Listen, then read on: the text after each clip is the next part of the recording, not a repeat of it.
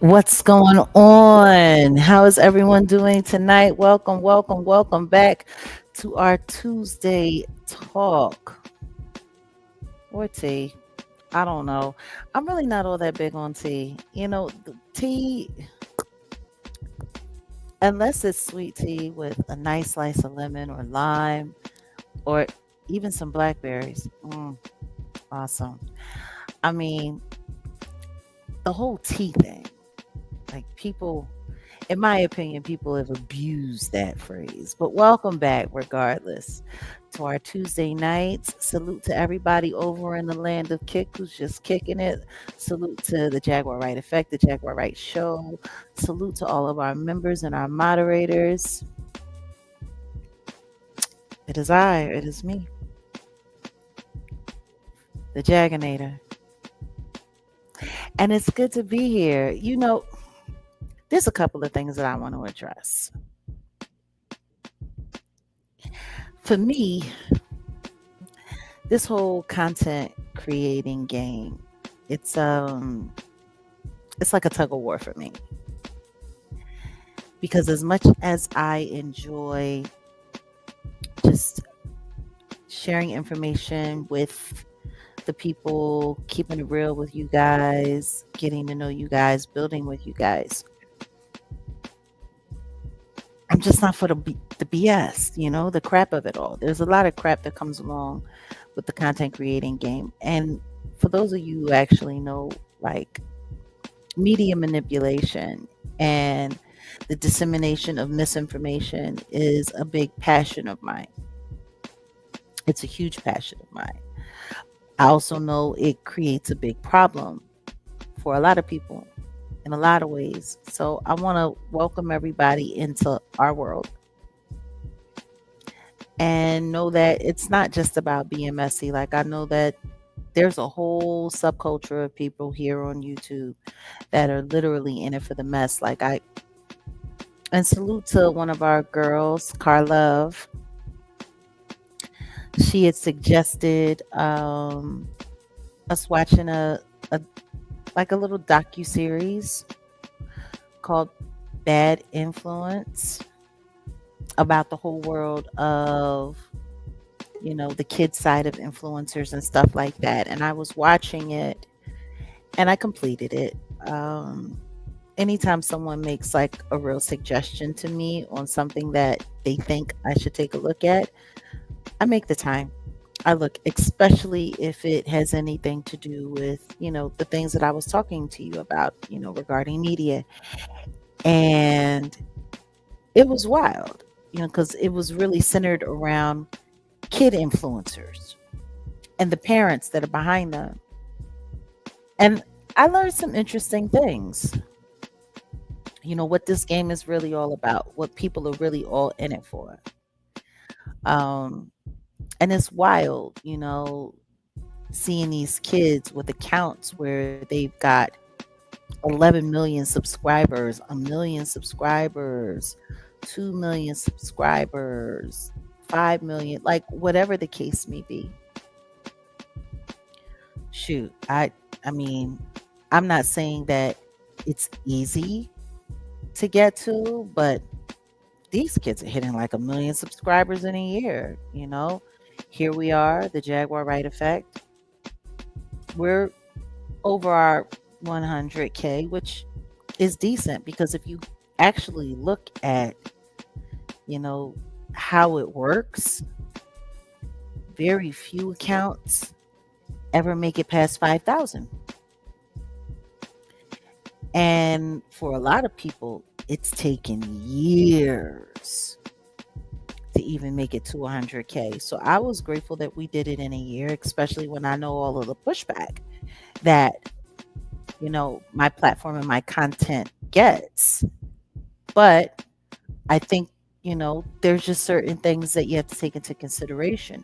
So I was looking at how these kids were growing their platforms so fast. And it was just like, it was all about the ads, and it was all about, following trends. And I noticed that, like, YouTube, A lot of it, the algorithms are all based on trends. So if you become a trend, like me, I am an algorithm. I've been an algorithm. The difference between then and now is that now the algorithm isn't being controlled by outside forces.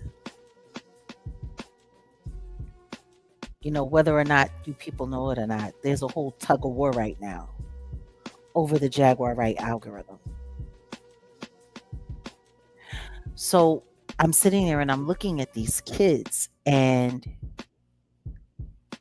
like all of their content was based around,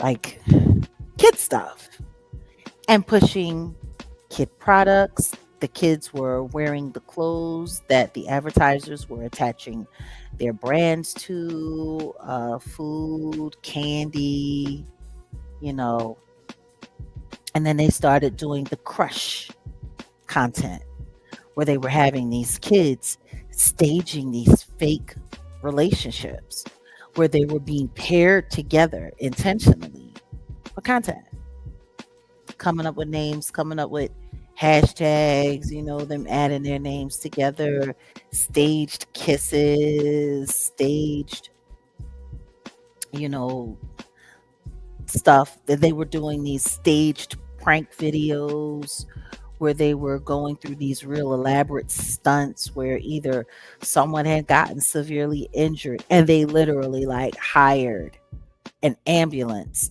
to pretend that they were taking these kids to the hospital, or staged arrest where they were hiring like fake cops or off-duty cops or something to come and like arrest the kids so that they could like make the other kids like, oh my god, oh, and the parents, and even listening to the parents who were going along with this for these kids. It's so funny. I kept noticing there was like a certain theme, a certain trend that all of the parents kept saying, because apparently, and it was centered around, I don't know if you guys have ever heard of her. I haven't. But her name was Piper Raquel. That's the name that she, her name. And her mom's name was Tiffany. And there was a boyfriend who was a lot younger than her mom who filmed all the content. It was very, very, very interesting. Yeah, but it's called Bad Influence. You can go check it out for yourself. But it was this whole big lawsuit.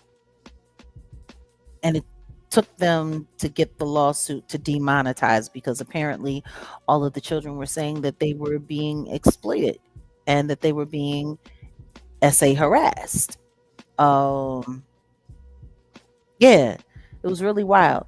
And all of the parents were like, oh, well, Tiffany told us this, and our kids wanted to keep making content together, and they had their own channels. And then when they left, all of their channels got attacked, and whoopty whoopty woo. And it was crazy because like apparently the second that they left, it was something that they had called the squad.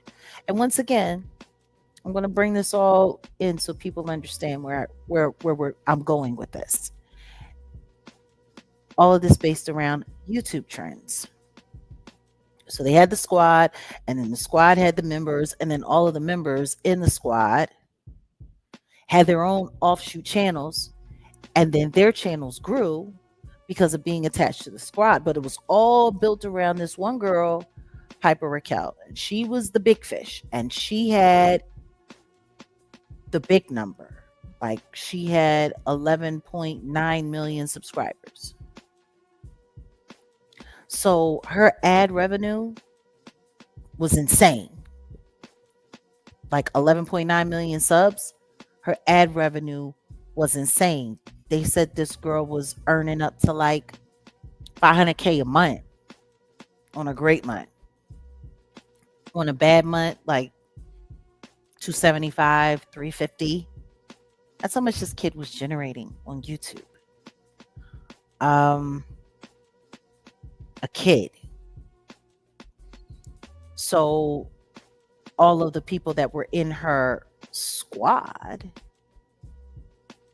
were, they was making a little bit of money. 30K a month, 40K a month, 100K a month. They had 500,000 subscribers, a million subscribers, but it was all built. And when you look at it, it's like a pyramid scheme. It's like a pyramid scheme. You have the one at the top who's getting all of the big bread, and then you have the ones that are closest, that are most affiliated, then next, and then down, down, down. And I'm thinking to myself, oh, so they're a sector. Like, I don't know if you guys hear about it, but they have these things that they call sectors here on YouTube. So these kids were their own sector. They were the Piper Raquel sector. And they called themselves the squad. And the second that they left, all of their platforms got attacked, like immediately. All of their videos were mass reported for violations, for things that, they weren't even doing. They could be sitting there just talking about, In-N-Out Burger, and their video would get mass reported for sexual content or violent content, things of that nature. And then I found out they were also doing other things, like their videos were being embedded on pornography sites,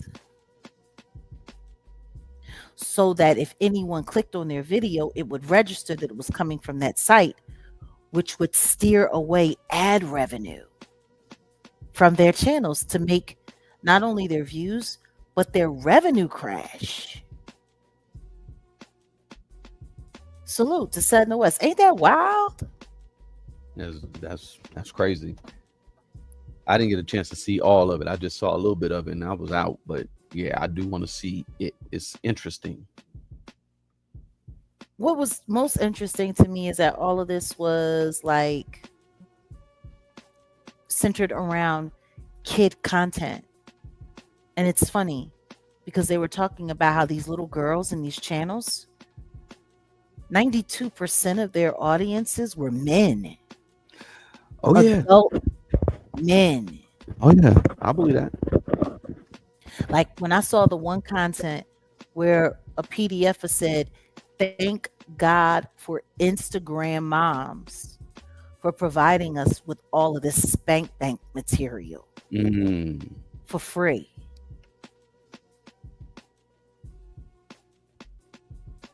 And the little girl Piper is still online. They settled the lawsuit. She's still online. And now that she's 15, 16, she's doing, slightly risque stuff. She's half dressed. Oh, Makeup.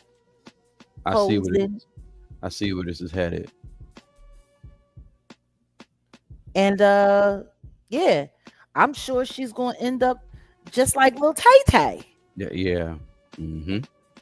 I bet you her 18th birthday, she gonna be on OnlyFans getting bust down. Yep. Sold to the highest bidder. And her mom is running the whole thing.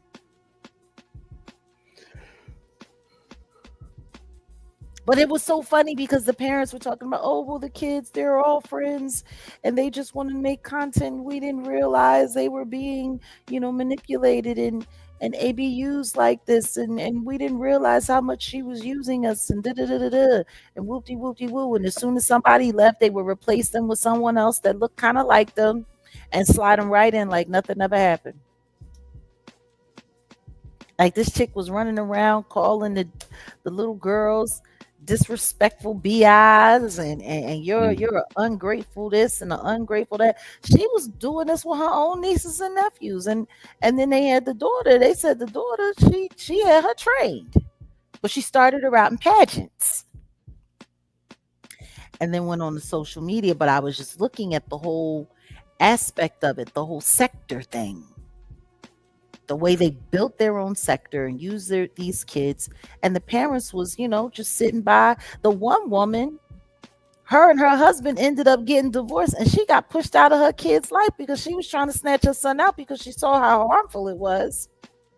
And they got to the dad, and the dad was like, "Yeah, no, it's cool." And she went to the police like, "I don't want my son to do it." They say, "Yeah, well, this is an internal family issue, and both of the parents ain't on the same page. Mm. Ain't nothing we could do about it." So she filed for divorce so that she could get custody of her kid, and then somehow she didn't get custody of her kid, and she got kicked out of her kid's life. Mm.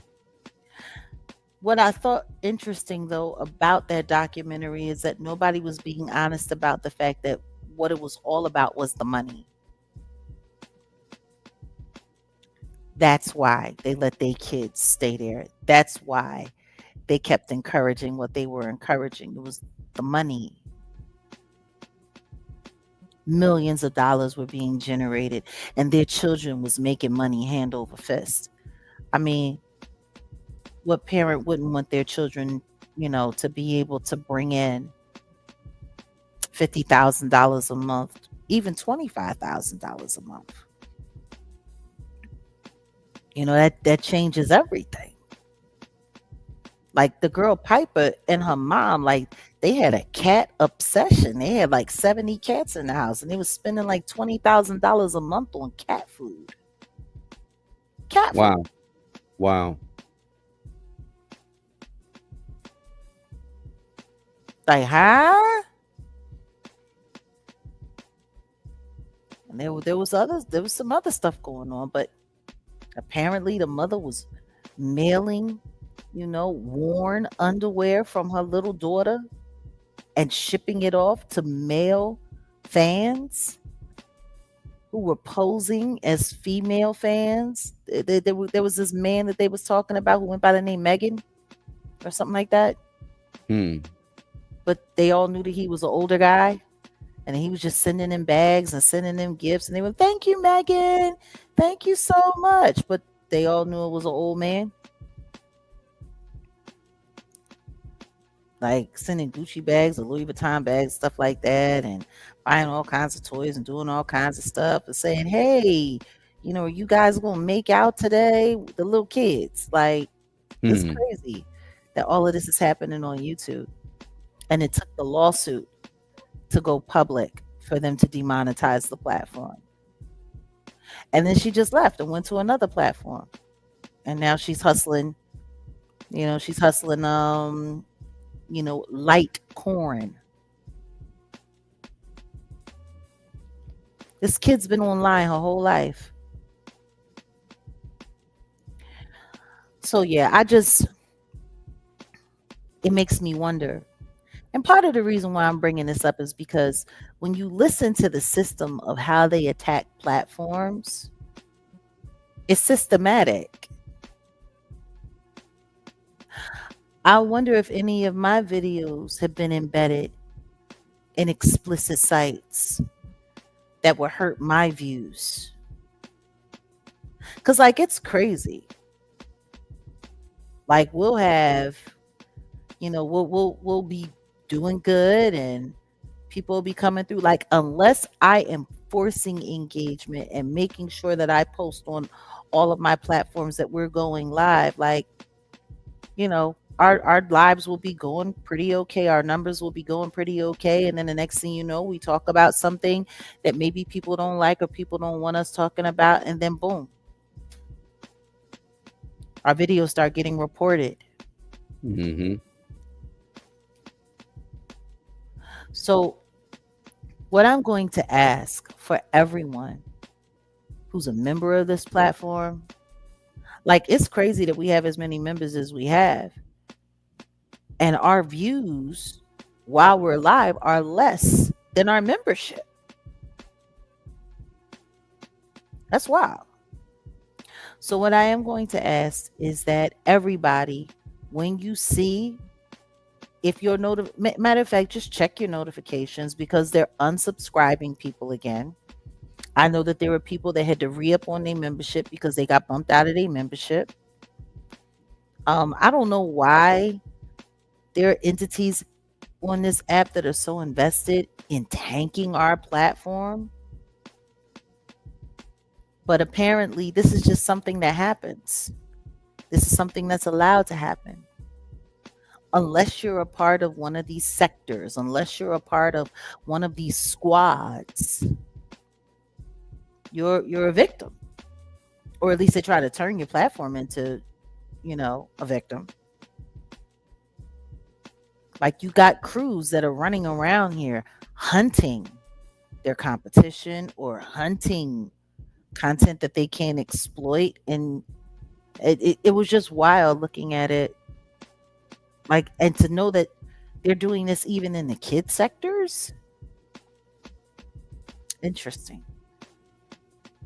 All for ad revenue. But yeah, I just wanted to open up by saying that anytime you see it, make sure your notifications are on. If you're unsubscribed, please resubscribe. And don't forget, if you are a real supporter of this platform, share. Because sometimes, for whatever reason, our content, our notifications don't go out. But for everyone who's following us, who's, subscribed or who's a member, the more you share, the more it helps make sure that our algorithm doesn't go unnoticed. It helps. Like, it's so funny looking at Don Lemon and listening to him. Please, guys, please like, please share, please. Like, he's saying it. He has over 1 million subscribers over there. And it took him about a year or so, but that makes sense considering who he is and his media background. He comes from CNN. I was surprised it took him as long as it did. But then again, when I'm looking at who he's consorting with, I'm not so surprised.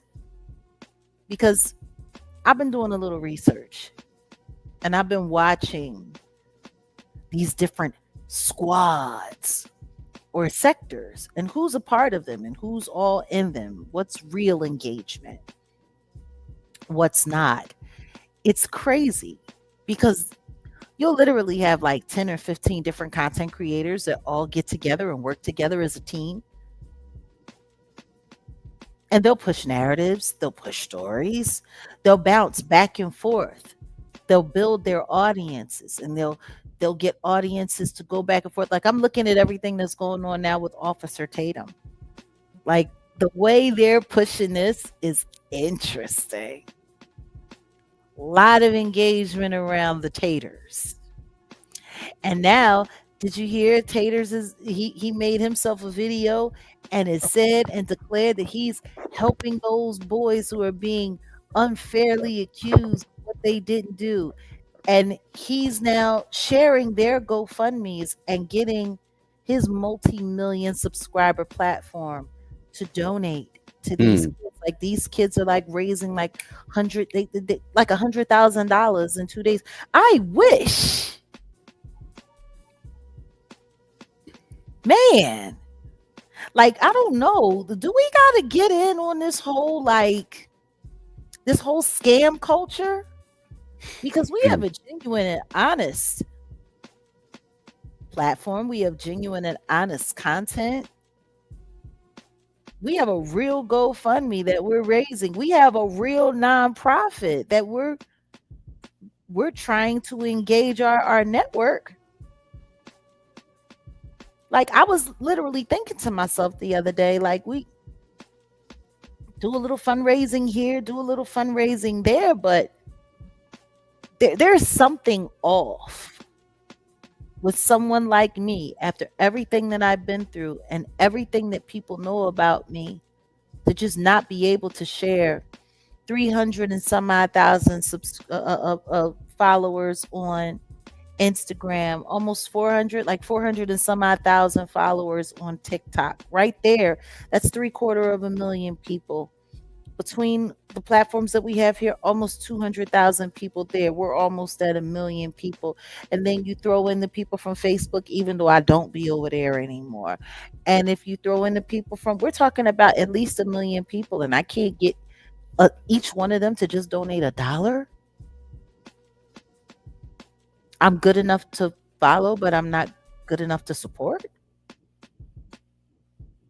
But we got all of these frauds that sit online grifting money every day. It's wild. It's really wild. But I get it. I get it. People want the mess. They want to be in on the shit show. And that's what they pay for. They don't pay for real content. They pay to be entertained by a bunch of monkeys who like playing monkey games. And throwing monkey shit. And they want, for the most part, yeah, they want to be caught up in drama, and they want to. It's sad. It's like a soap opera, I would say, real life soap opera.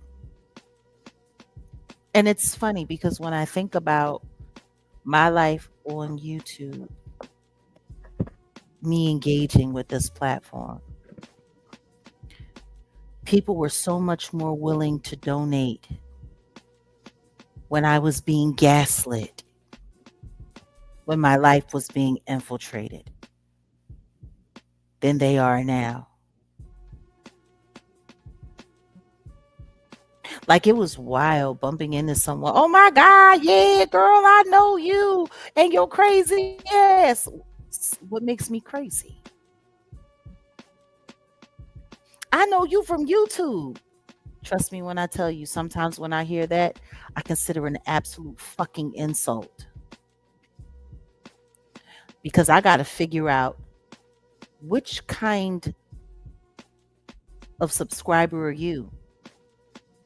Were you the one that was rooting for me to be doxxed for your entertainment? Were you a part of that? Like, were you the one who like going from content creator to content creator to see if I'm going to respond to, or who I'm going to do this and who I'm going to do that? Like, are you one of those people? Or are you one of the people that are sticking around because you actually believe and you really do support, and you want to be a part of seeing us get to the other side of exposing the bullshit and getting to what's real? Like, it's wild because it's pretty much that kind of divide. And for those who are just getting here, welcome. Welcome to the Jaguar Wright Effect, whether you're in over on Kick, or you're part of the show, or you're here at our community. Welcome. I am Jaguar Wright. Co-host is our producer, Wolfgang Amadeus. You know what? We've been here for a little bit. How about we say hi and then start jumping in? What's Hmm. going on to our girl Myrna Sanchez? We have Barbara Martinez. Wrenchity wrench wrench wrench. We got Auntie Leah in the building. Who else is here? Mary A is here. Oh yes, Jag Nation. Jag Nation in the house. It's so funny. I also noticed that too when I was like watching that documentary. Maria, Maria, Maria. I'm sorry, West Side Story. Had to. Yvonne Wildridge is in the house. Hello, Tiana. What's going on? Thank you for the jewels. Appreciate you. Jaladas. Appreciate and salute. What's going on? We got Truth Seeker Jace over there holding it down in Kickland. Hey, the lovely one. Oh, fantastic. We got Veronica over there in Kickland. Our girl, Carla Turner. And yes, Carla, thank you for the suggestion. Appreciate you. Because I wanted to just really like just have this conversation and just talk about the interesting of it all. A Reed in the building. We got Oh, ACG. What it do? What it do? CB Bomb, what's going on? Salute from Toronto. Okay, Norkai, appreciate you. Thank you for stopping through. Who else do we have here? Who else do we have here? Oh, Stacy.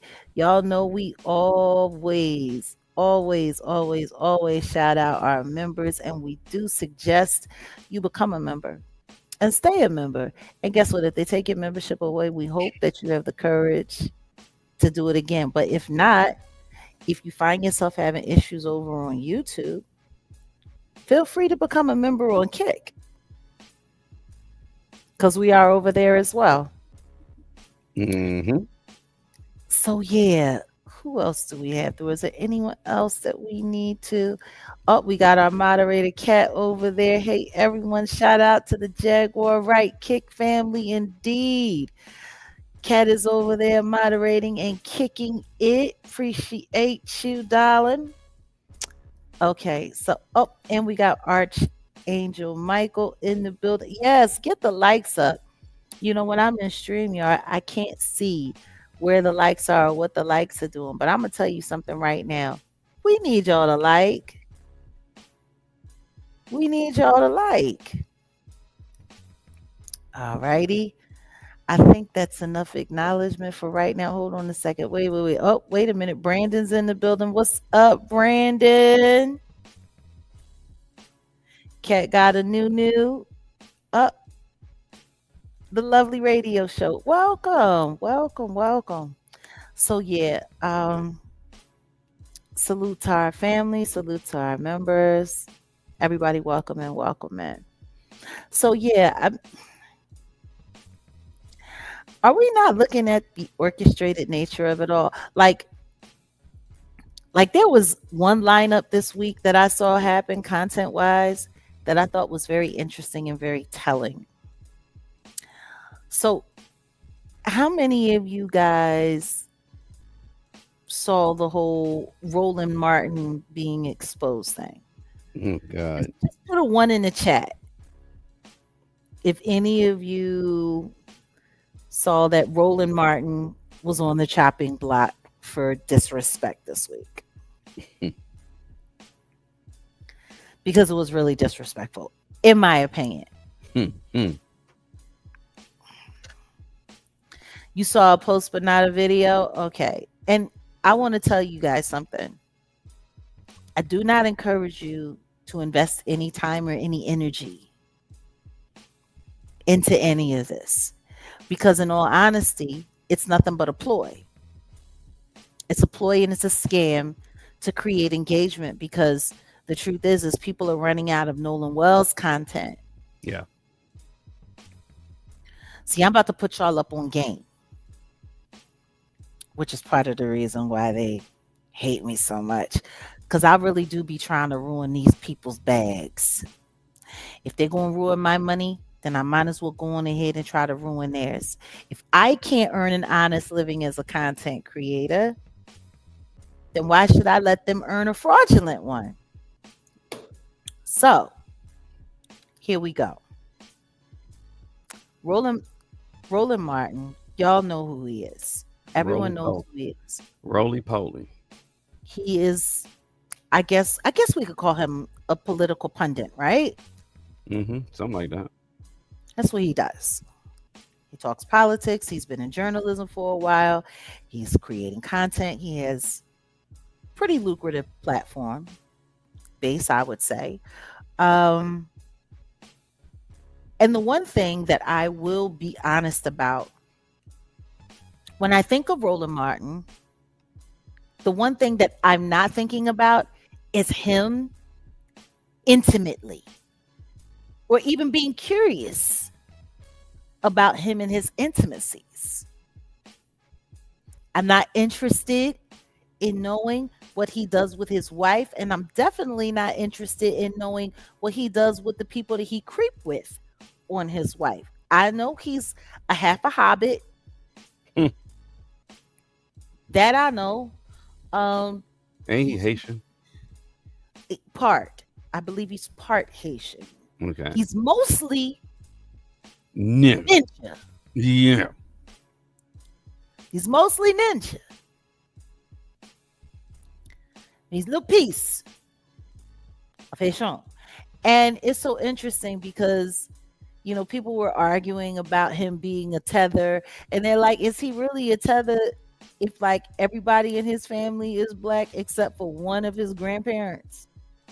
No, that doesn't make. No, I well, see, I don't even get into all that. These people that come with the whole the lineage and stuff. I get it, but like whatever.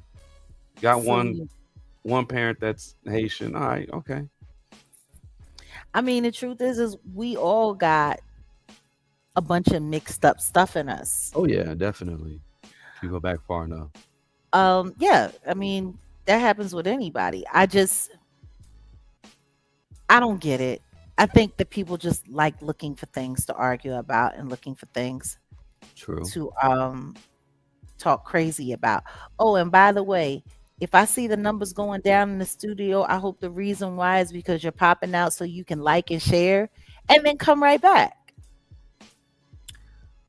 So, like I was saying, Roland Martin, apparently now the streets are so like skimpy with content for people to make money off of and to exploit for AdSense dollars, that they've decided that we need to know that Roland Martin likes to be finger banged Oh Lord. in his booty ska. Oh Lord. I don't know why we need to know that.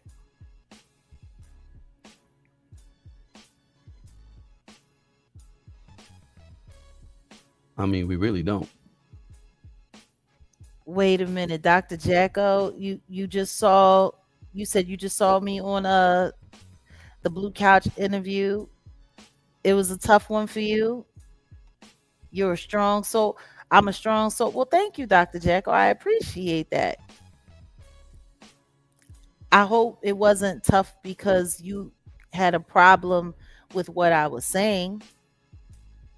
I hope it was tough because I was pointing out some very real truths that a lot of people don't like to acknowledge or discuss.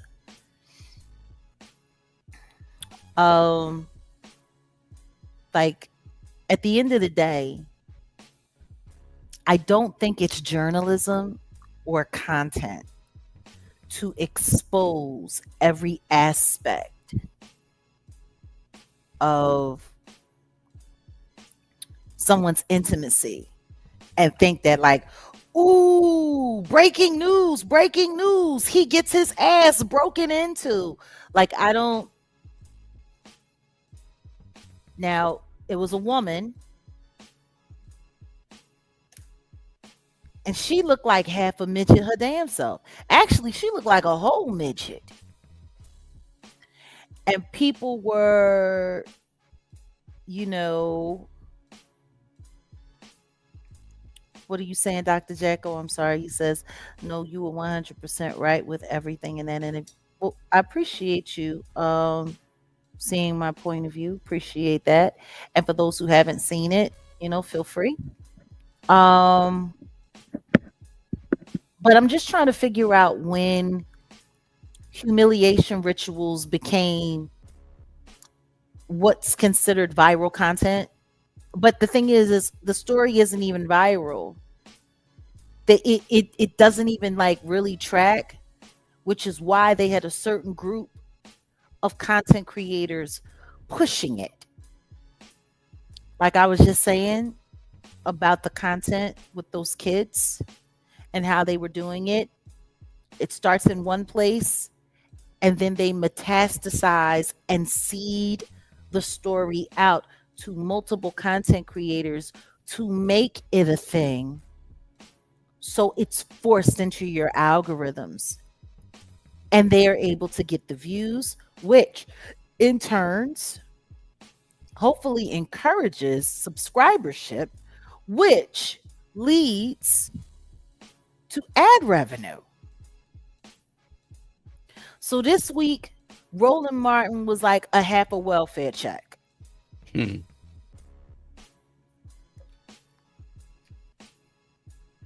Now, when I heard about this, and just so you know, I want y'all to understand this. Just because I watch content or might be subscribed to a certain channel, it doesn't mean that I agree with it.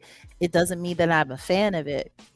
I listen to all different kinds of content, content that I disagree with, content that I do agree with.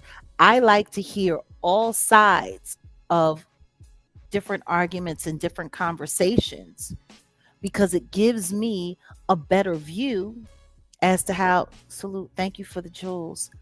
It gives me a better view on whether or not a story is being pushed for disinformation or whether or not there's a story trying to get a fighting chance to get real coverage. So I'm seeing this Roland Martin story happen on Poetic Flacco's channel. And let's be clear. I want to make this very clear. I am not a fan of Poetic Flacco at all. Most of the stuff that he does, I don't even agree with. I think, salute, thank you for the gems. Most of the stuff that I wasn't so sure. I knew he was coming from No Jumper, but I have a better understanding of the network he's involved in now. So apparently, whoever this side chick is reached out to Whack 100. King of disseminating all kinds of interesting, unruly, disgusting content on people. Like, I still don't even understand how an ex-con considers this like a worthy career. Pretty much being a chatty patty and worried about what happens in everybody's draws. Like, maybe we should talk about that one day. Oh yeah. What kind of grown ass man spends his whole life worrying about what's happening in everybody else's draws? And why do people come to you with this information constantly? Hmm. So, anyway, this girl or this woman, whatever she may be, who's, I mean, she a ratchet. Like, she a midget. She real small. You can tell, like, she got them short, them arms and the real oversized legs and the real oversized booty and all of that. And she's always half dressed, taking pictures of herself, taking pictures of her butt. Like, all of her pictures of are like from the back. Like, so anywho's in she goes to Whack 100. She's like, well, someone on her behalf, her representative. Like, how does this chick get a representative? I don't know. But she goes to Whack 100 and is like, yeah, I got video, I got images, I got this, I got that. She gives it to Whack 100. Whack 100 then shares it with Poetic Flacco, to which Poetic Flacco watches it, consumes it, and then tells everybody what he saw on it. He got into very big detail about the size of Mr. Martin's genitalia Oh God. and how it is what did he say? I didn't know God made the peepeeska that small. He literally said there has to be something wrong with him. It was the same thing with the diddler. But this is now like the fourth man I've heard him critique the size of his peepeeska. And I'm just trying to figure out, like, yo, Flacco, do you want to tell us something? Like, you know all about the size of Adam 22 Schlong because you were quick to let everybody know that he ain't got it packing like that to keep his his trick hoe wife away from that big black man and his big, you know, his work.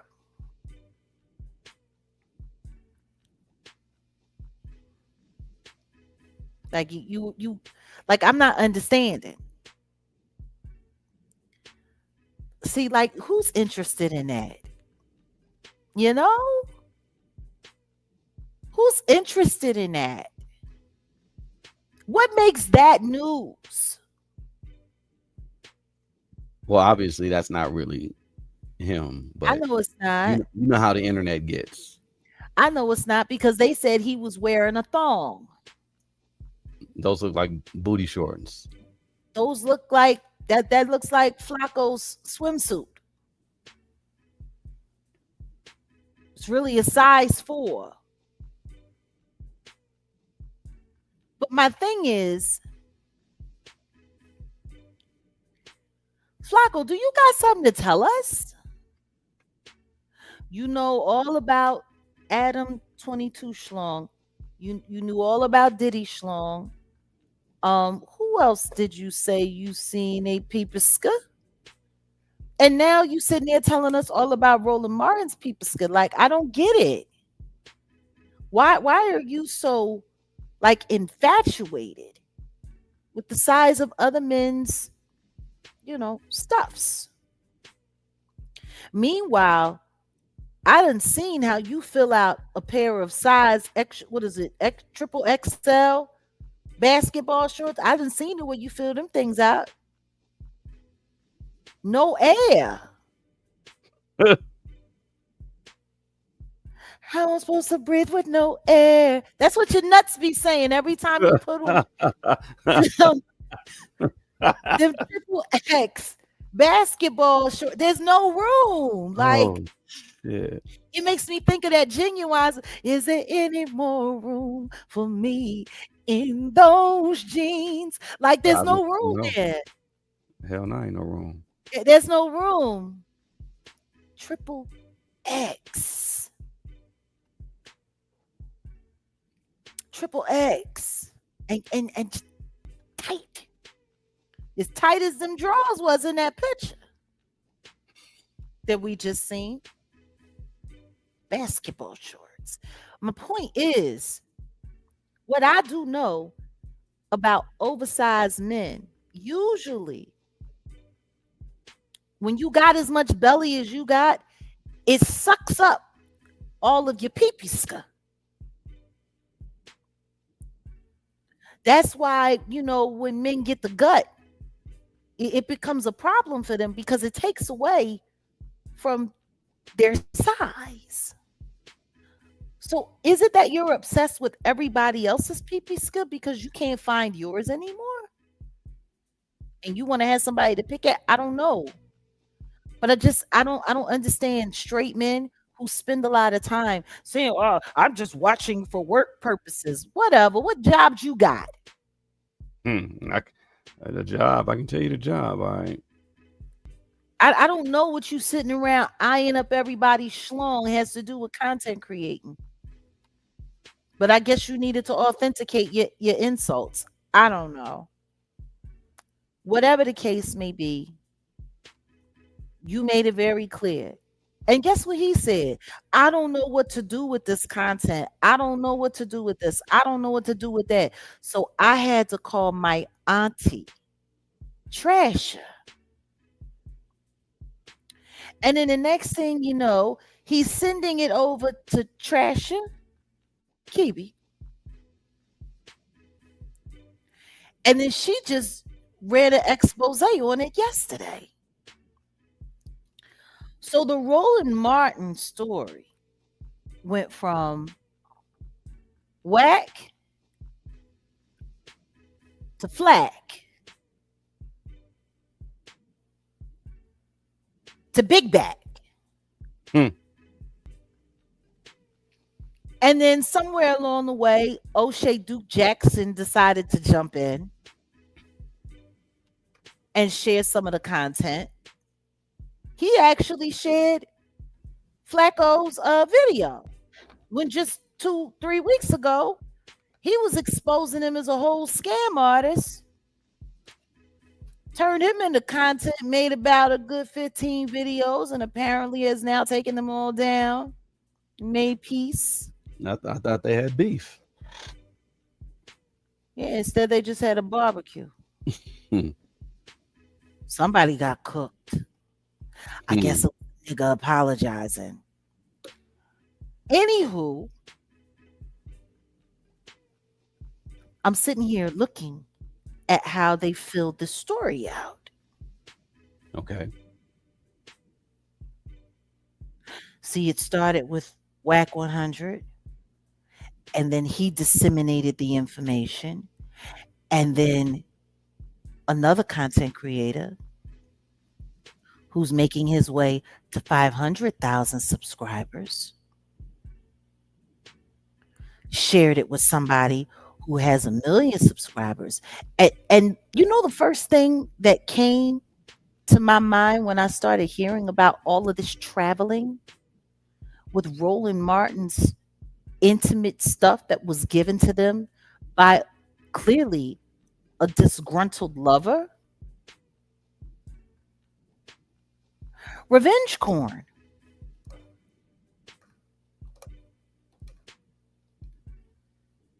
Like, whoever this woman is to Roland Martin, I don't think she had his permission to share the videos of her thumbing his testes while she's popping them off in the back.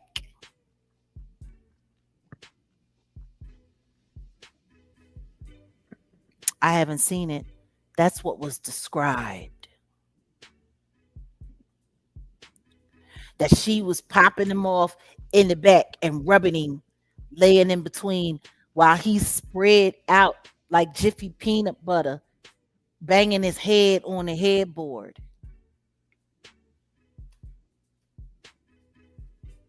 See, that's a story I would have passed on. Who you telling? But clearly that was right up Trash's alley because she is also another person that's highly invested in what's going on in people's draws.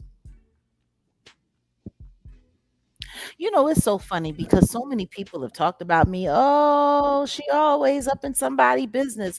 She in everybody business. She be snitching. She be doing this. She be doing that. Has anyone ever heard me share a story? Yes, I have spoken on people violating kids and, you know, people doing all kinds of strange stuff and people being sodomites and stuff like that. But you don't ever sit around hearing me take the time to say, hey, I got a video of such and such doing this and doing that. And this is what their this look like. And this is what their that look like. I've been heard years ago about Diddy's shortcomings. No one ever heard me talk about it. Not at all. Want to know why? I don't care. I just find it funny how nobody ever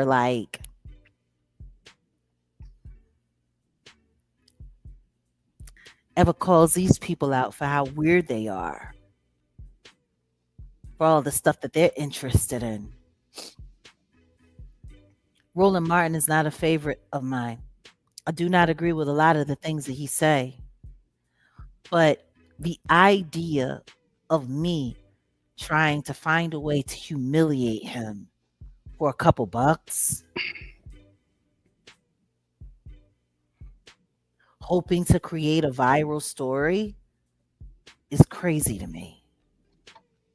I mean, some of these people have no integrity. Now, there's just certain things where journalism doesn't really cross the line. Like, for instance, when again, I always talk about when I produced the documentary on the Madonna stalker. Hmm. Now, I had spoke to a bunch of UK journalists who, you know, I was trying to basically get some help with the story, and they were Mhm. willing to talk about this guy. But in the UK, I didn't know. They said it was a rule where it's like not a rule, but they just said, well, we'll talk all kind of shit about the British. Anybody who's a British citizen, they're gonna talk all type of shit.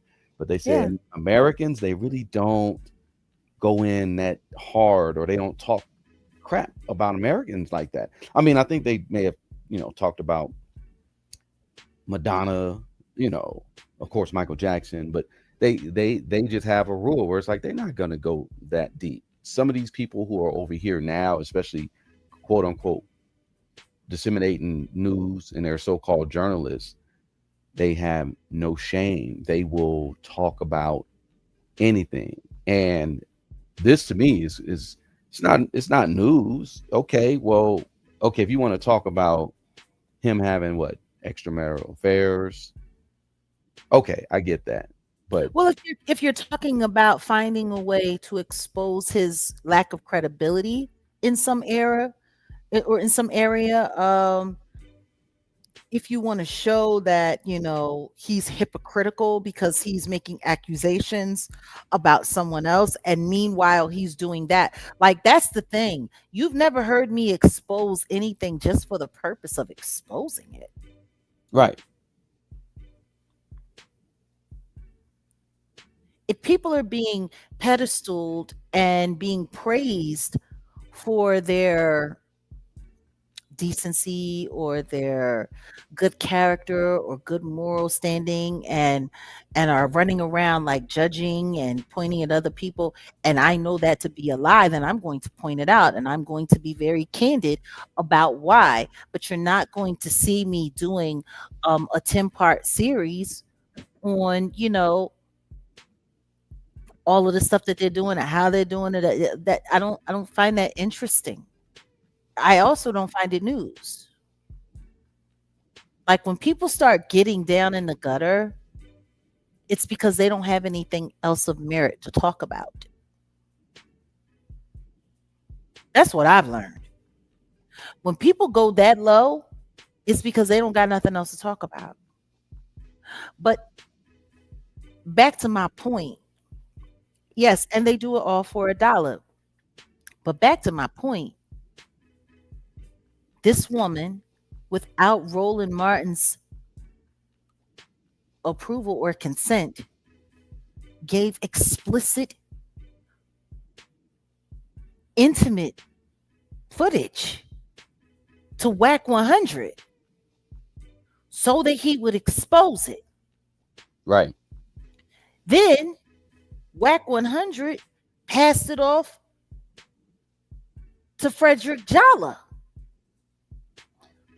Oh, Freaky Fred. Then Frederick Jalla passed it off to Trasher Kibi.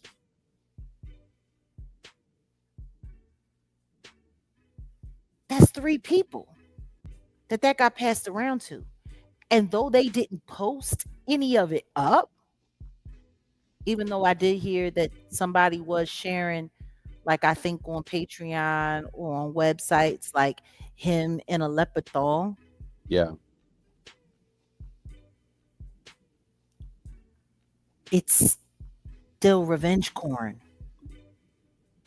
because all of you are admitting to have seen it and are openly talking about it. This is revenge corn, yeah.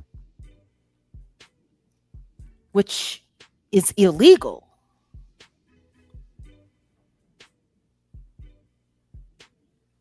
Her name is Shakola, by the way. Didn't I tell you it's some ghetto foolishness? Now, Shakola. what kind of what your parents naming you Chicago? They got to explain why. I Why? just want to know, why did old Two Fingers run it to Three Finger? I know.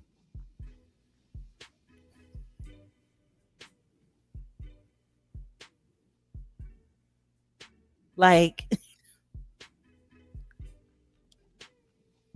Three finger whack. this is revenge corn. Whether or not anybody's going to call these people out on it, I am. It's revenge corn.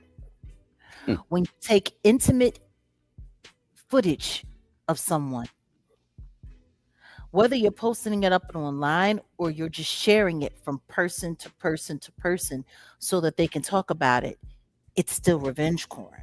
Yeah.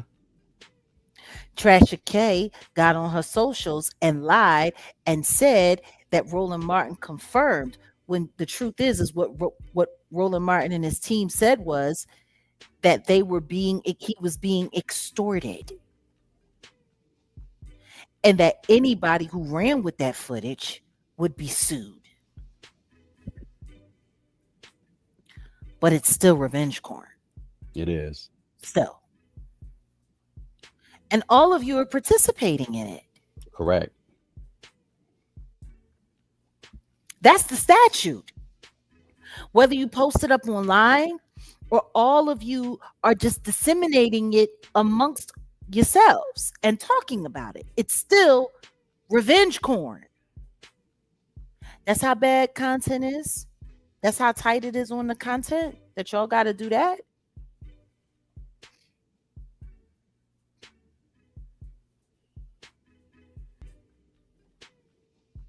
It's wow. So yeah, I say all of that to say, ugh, for content. Once upon a time, I used to say everything is content, and it's true. Everything is content.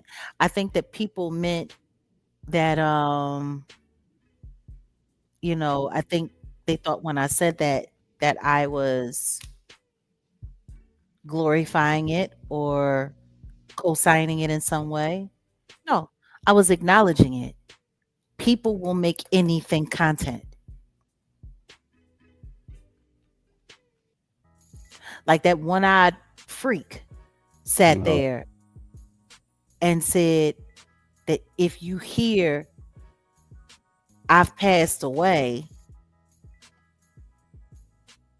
make sure you go to my funeral and get a picture of my corpse and put it online and go viral with it because it's content.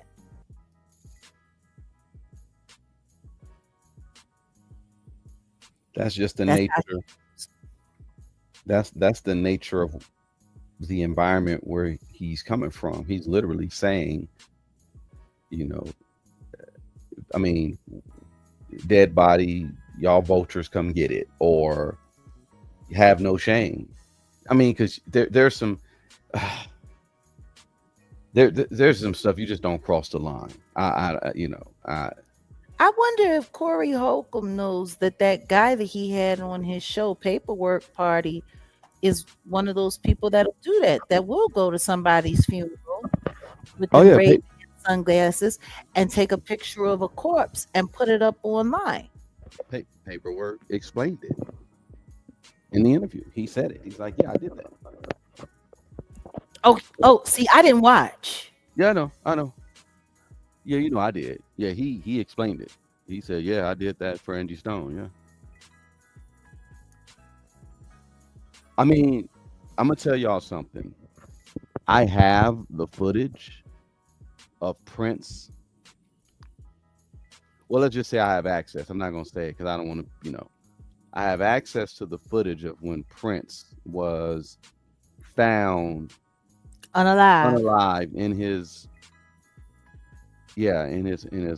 mansion, and it's very questionable. I can talk about it later, but out of respect, just in general, because I got much respect and love and admiration for Prince, because dude was a genius.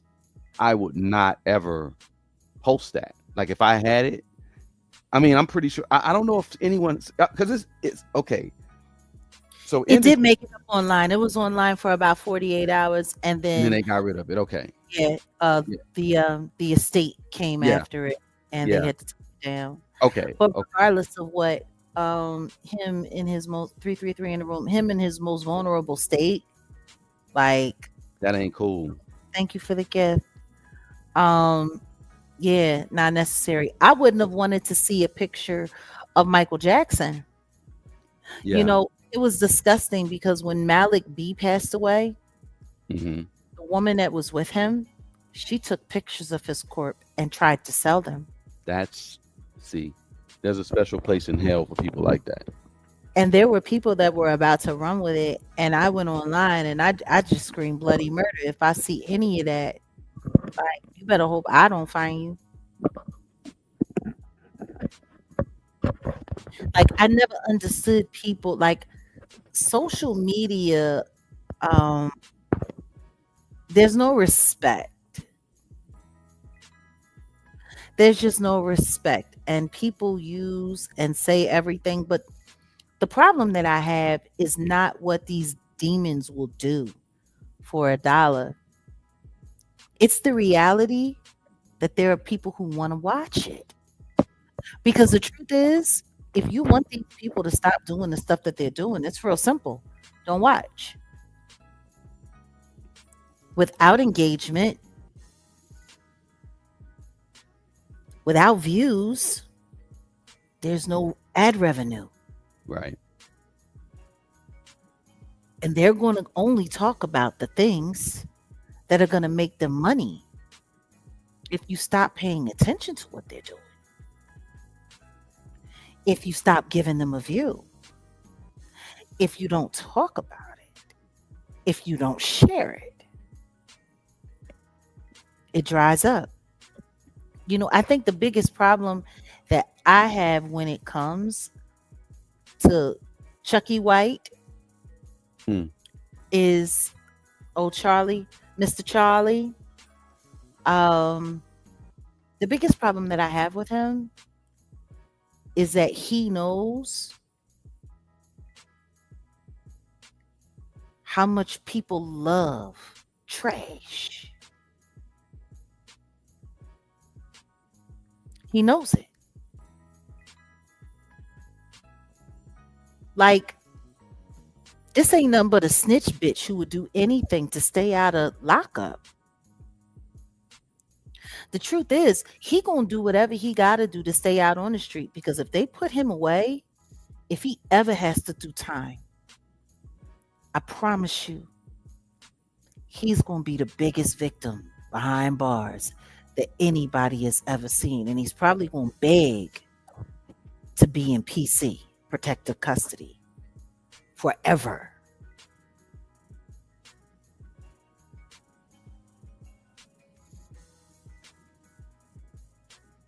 Yeah, y'all. There's more of this coming soon. I feel I'm feeling inspired. Jack Quilla cussing him out. Yeah. Cause see, I think I mean there's an idea coming, but and it's coming. I mean, Well, do we want to get into ooh, do you want to get into the since you're talking about uh that unfortunate fella, yeah, you want to pivot and get into that? Okay. absolutely. Stop sharing revenge corn for content. Moving right along. They said they need a series. Mm-hmm. I could do it. We could I think the Adventures of Jack Quilla will be something that we could exercise and think about.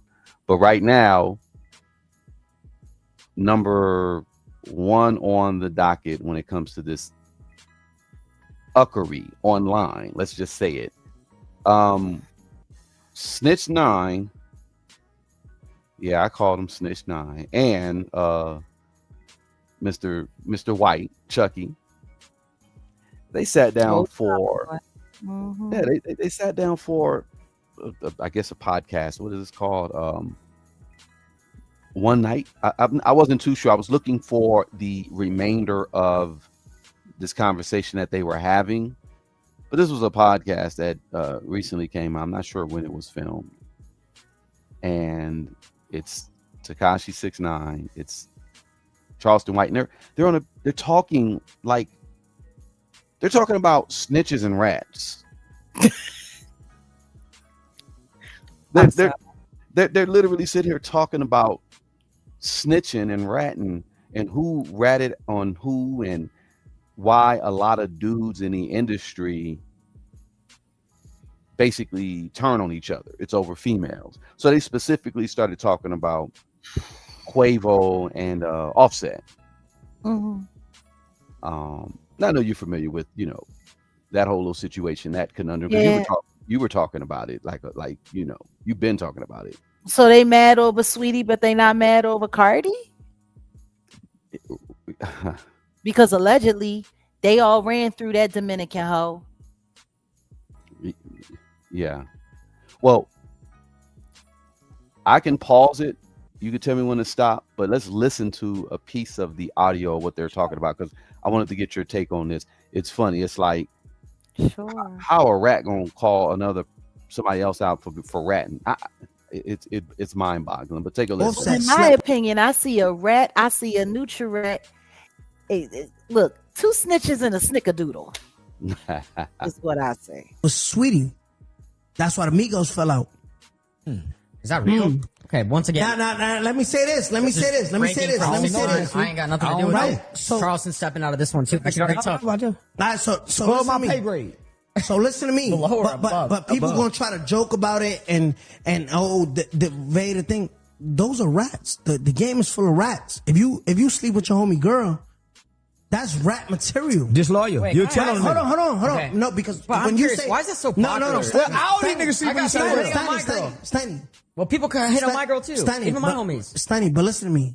All right. When you join the streets, right? You sign up for loyalty, right? Yeah. All these street dudes got loyalty tatted. All these street dudes got integrity, principles, right? If that's your homie, why you sleep with his girl? Right? Oh. So people gonna And be like, fuck yo, all y'all people, trying to hit on my girl straight up. I'm not going on my rant. Then how you hitting me right now? People will make a joke. People will try to dis. These are facts, right? Charleston, when people go to jail, what happened? These people Nigga, these people nigga try in to fuck jail. your bitch. Why the Migos split? Why was Takeoff and Quavo riding around Dolly for so long? What did Offset do so harmful to not be part of Migos? They still not together till now, and they already lost Takeoff. Okay. All right. I done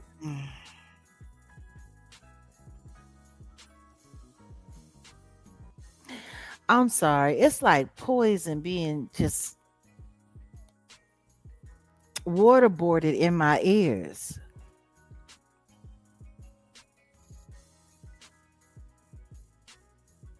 I hear you, because to me, It's I'm just ridiculous. exactly. It's more than It's ridiculous. ridiculous. It's ridiculous. It's ridiculous. It's everybody knows Rainbow Bright ain't nothing but a snitch. Everybody knows that. Everybody knows Rainbow Snitching Bright.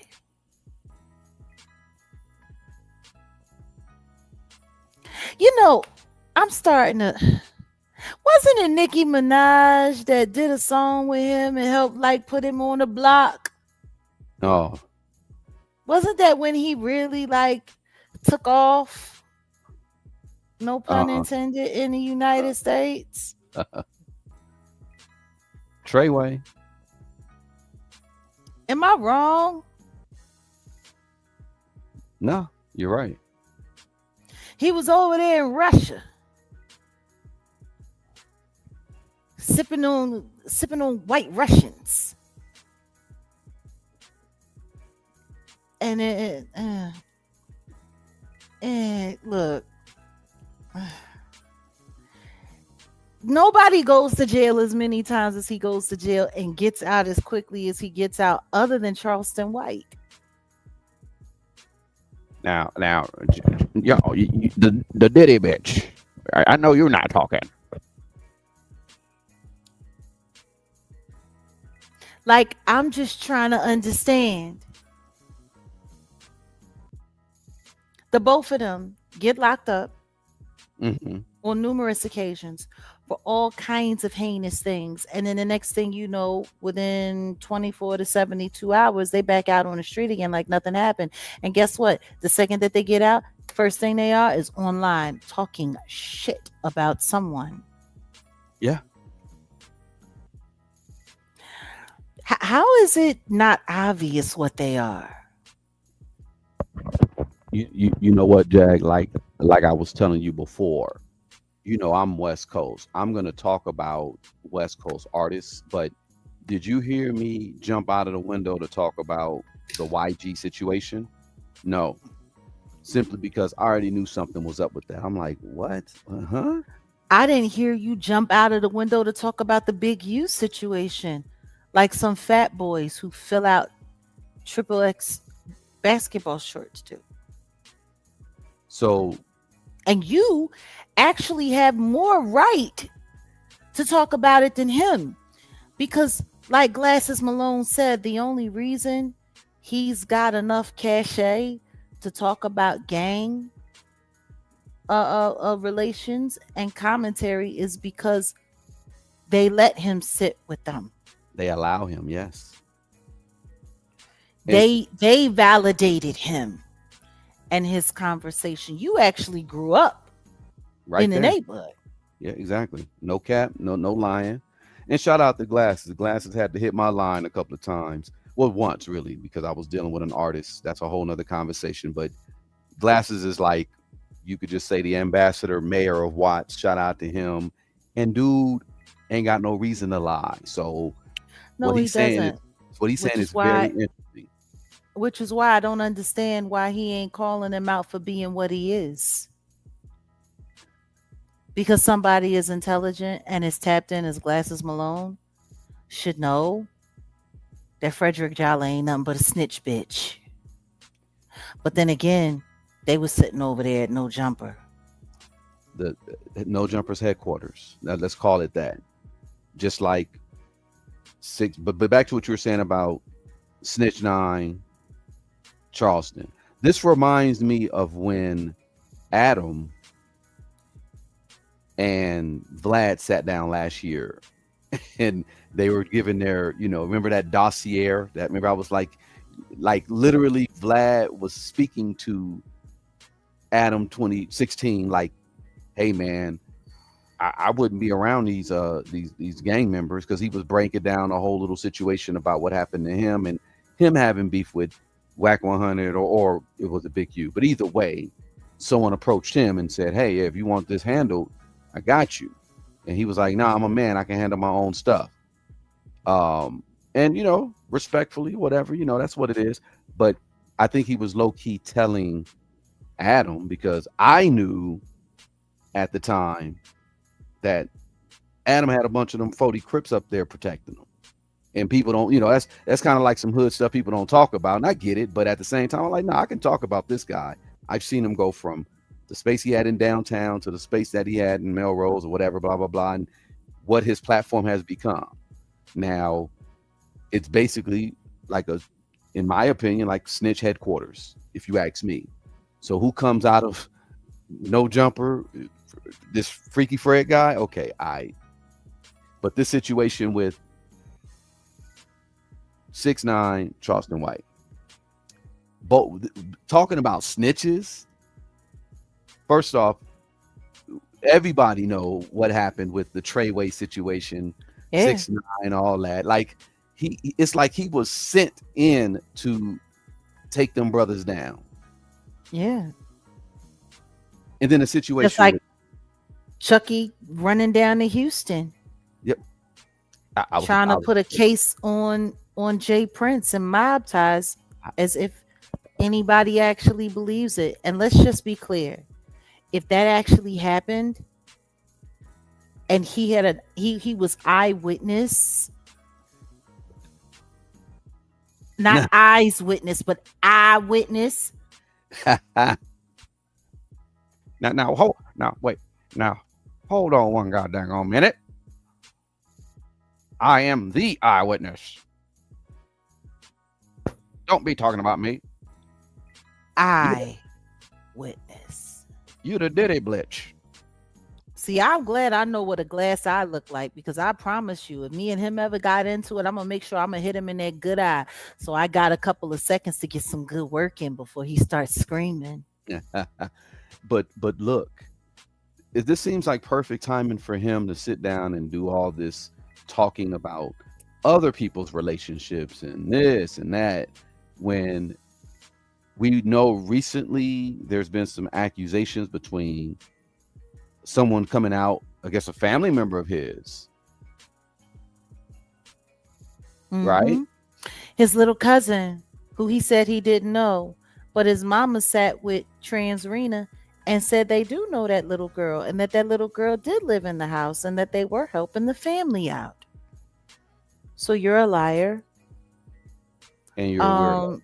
You're a weirdo. OG Mudda, OG Mudda, and the other guy from Fort Worth in his podcast, they were recently just kicking up noise again for his little cousin, and they were able to show the paperwork that you know, for whatever reason, the police didn't handle up on him. But then again, this was after when he turned on his friend Dewberry Mm-hmm. and sent Dewberry to prison Mm-hmm. while he pretty much walked away. Did some time at a halfway house and then came home and wanted to play doctor with his 11-year-old little cousin when he was almost 20 years old, Wow. is what she's alleging. I just find it funny how the second that started kicking up, all of a sudden he's online at a hotel in Houston talking about somebody tried to take his life.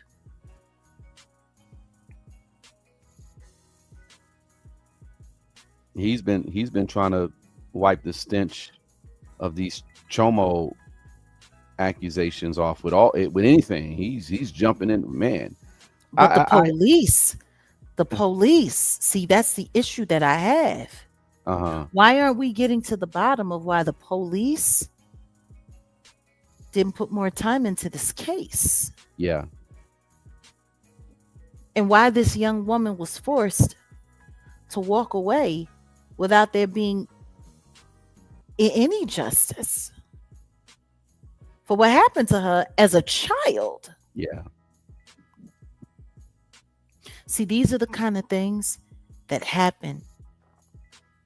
These are the kind of breaks that confidential informants get.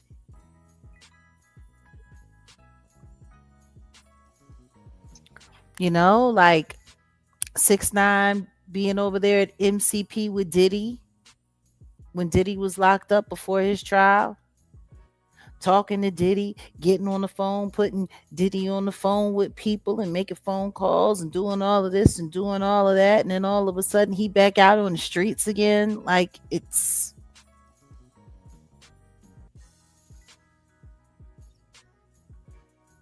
strange why nobody questions any of this.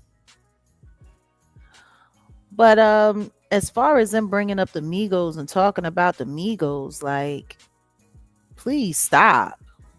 Like, who cares? Who cares why they don't get along no more? And it ain't over no women. It's over money. That's the problem. It's over money.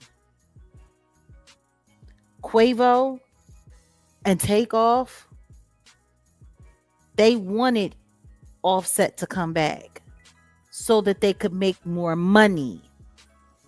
Once they realized he wasn't, that's when they fought to get out of the contract so that they could go off and do their own thing and be able to make some money. Don't forget, they had just put out a project right before Takeoff passed away. Don't nobody talk about that project though. And it was good. It was good. I remember it. And I can't listen to it because it's right before he passed. It was a pretty good project. It came out and then he got taken out.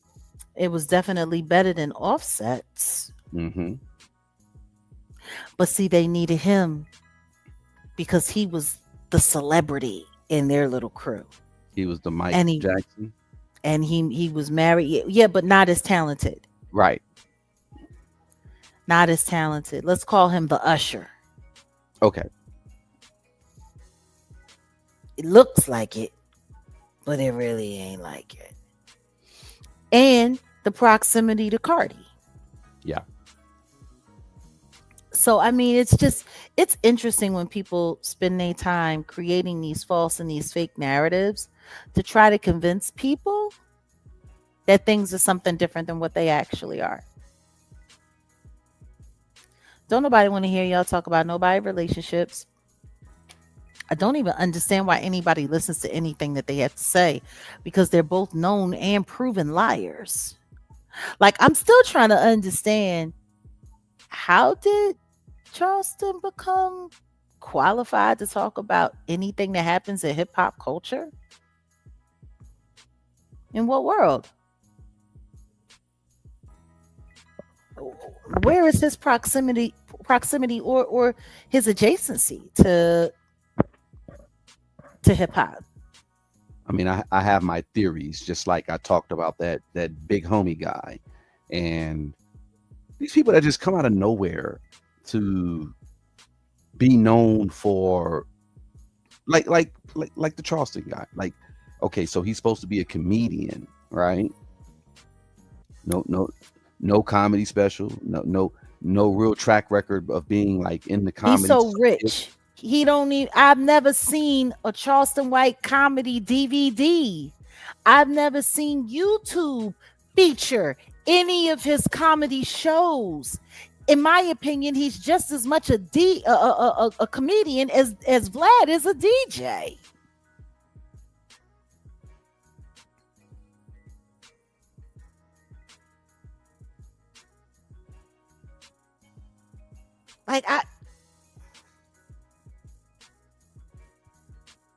But see, this is what they do with plants. They give you a title. Yep. They give you a position to give you an excuse to be welcomed into certain spaces. In the music world, they give you an album. They give you a hit single. They give you a music video. Then they give you a commercial. And now all of a sudden you're the biggest thing in the world. And now you have a reason to be there. Now they have a reason to promote you. Like, it's kind of pathetic, but on to the next. It's part of the game. It is. On to the next. Like, it's all a part of the bullshit game. Yeah, exactly. And that's what it is. God help you. It's a bullshit game. God help anybody that pays attention to anything that those weirdos have to say, because you are being misled and lied to. And I put that on everything.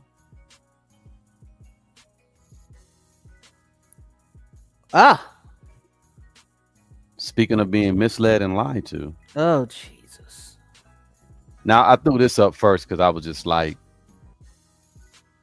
this is Mr. Stephen Favors, or AKA Sydney Favors, with a picture of him with Nicki Minaj.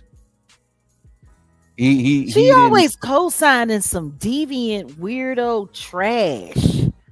Like, she didn't catch as much slack as Chingy did, but I digress. But everybody knows what's been going on with this situation with Sydney Starr, who was on, what was the show on Zeus that she was known for? Baddies. Baddies. And yeah, there's been a whole bunch of salacious stuff. Now, I didn't do this. Somebody did this, and I said, this is wrong. They were like, they put this up as an article, like Sydney Starr has been arrested, like the before and after, like this is her on the red carpet. No, I didn't do this. Someone did this. That neck got thick. Well, obviously the picture on the left is not her, right? but the picture, Do you the know who that mugshot, is? that looks like Eve. That's what I was about to ask you. Is that Eve? I don't think so. Who is that? I don't think that's Evelyn. Oh, okay, but It kind of looks like Cynthia Bailey. oh, it does. See, that's sad. That is sad. They see See, it wasn't just me some that thought that. see black women, y'all got to start looking natural, because if you let Mr. Favors, that's what he looks like in his natural state with the mugshot right there. Um, but I digress. I'm not taking shots. I'm just, hey, look, karma's a beast, y'all. That's all I gotta say. But if you don't know, Sydney Starr has been arrested. You thought it was I Tammy Roman. Mm. Tammy looks more feminine than I mean, I have you think seen I'm Big Tammy? Beach. Have you seen Tammy lately? Tammy is looking hard. Like she's ever since I I mean, don't know what kind of sickness she had, because she had gotten very, very, very thin. well, she has some type of like body dysmorphia type of thing where Something. she's slim already, but she thinks she's fat. I think that's what she has, like some type of, yeah, that's what I'm told. But no, I haven't seen her lately. But if she is, that's kind of, No, it's just I don't know. To me, like women are spending too much time wearing like too much makeup. Like you can't tell the difference between the transgenders and between the women anymore.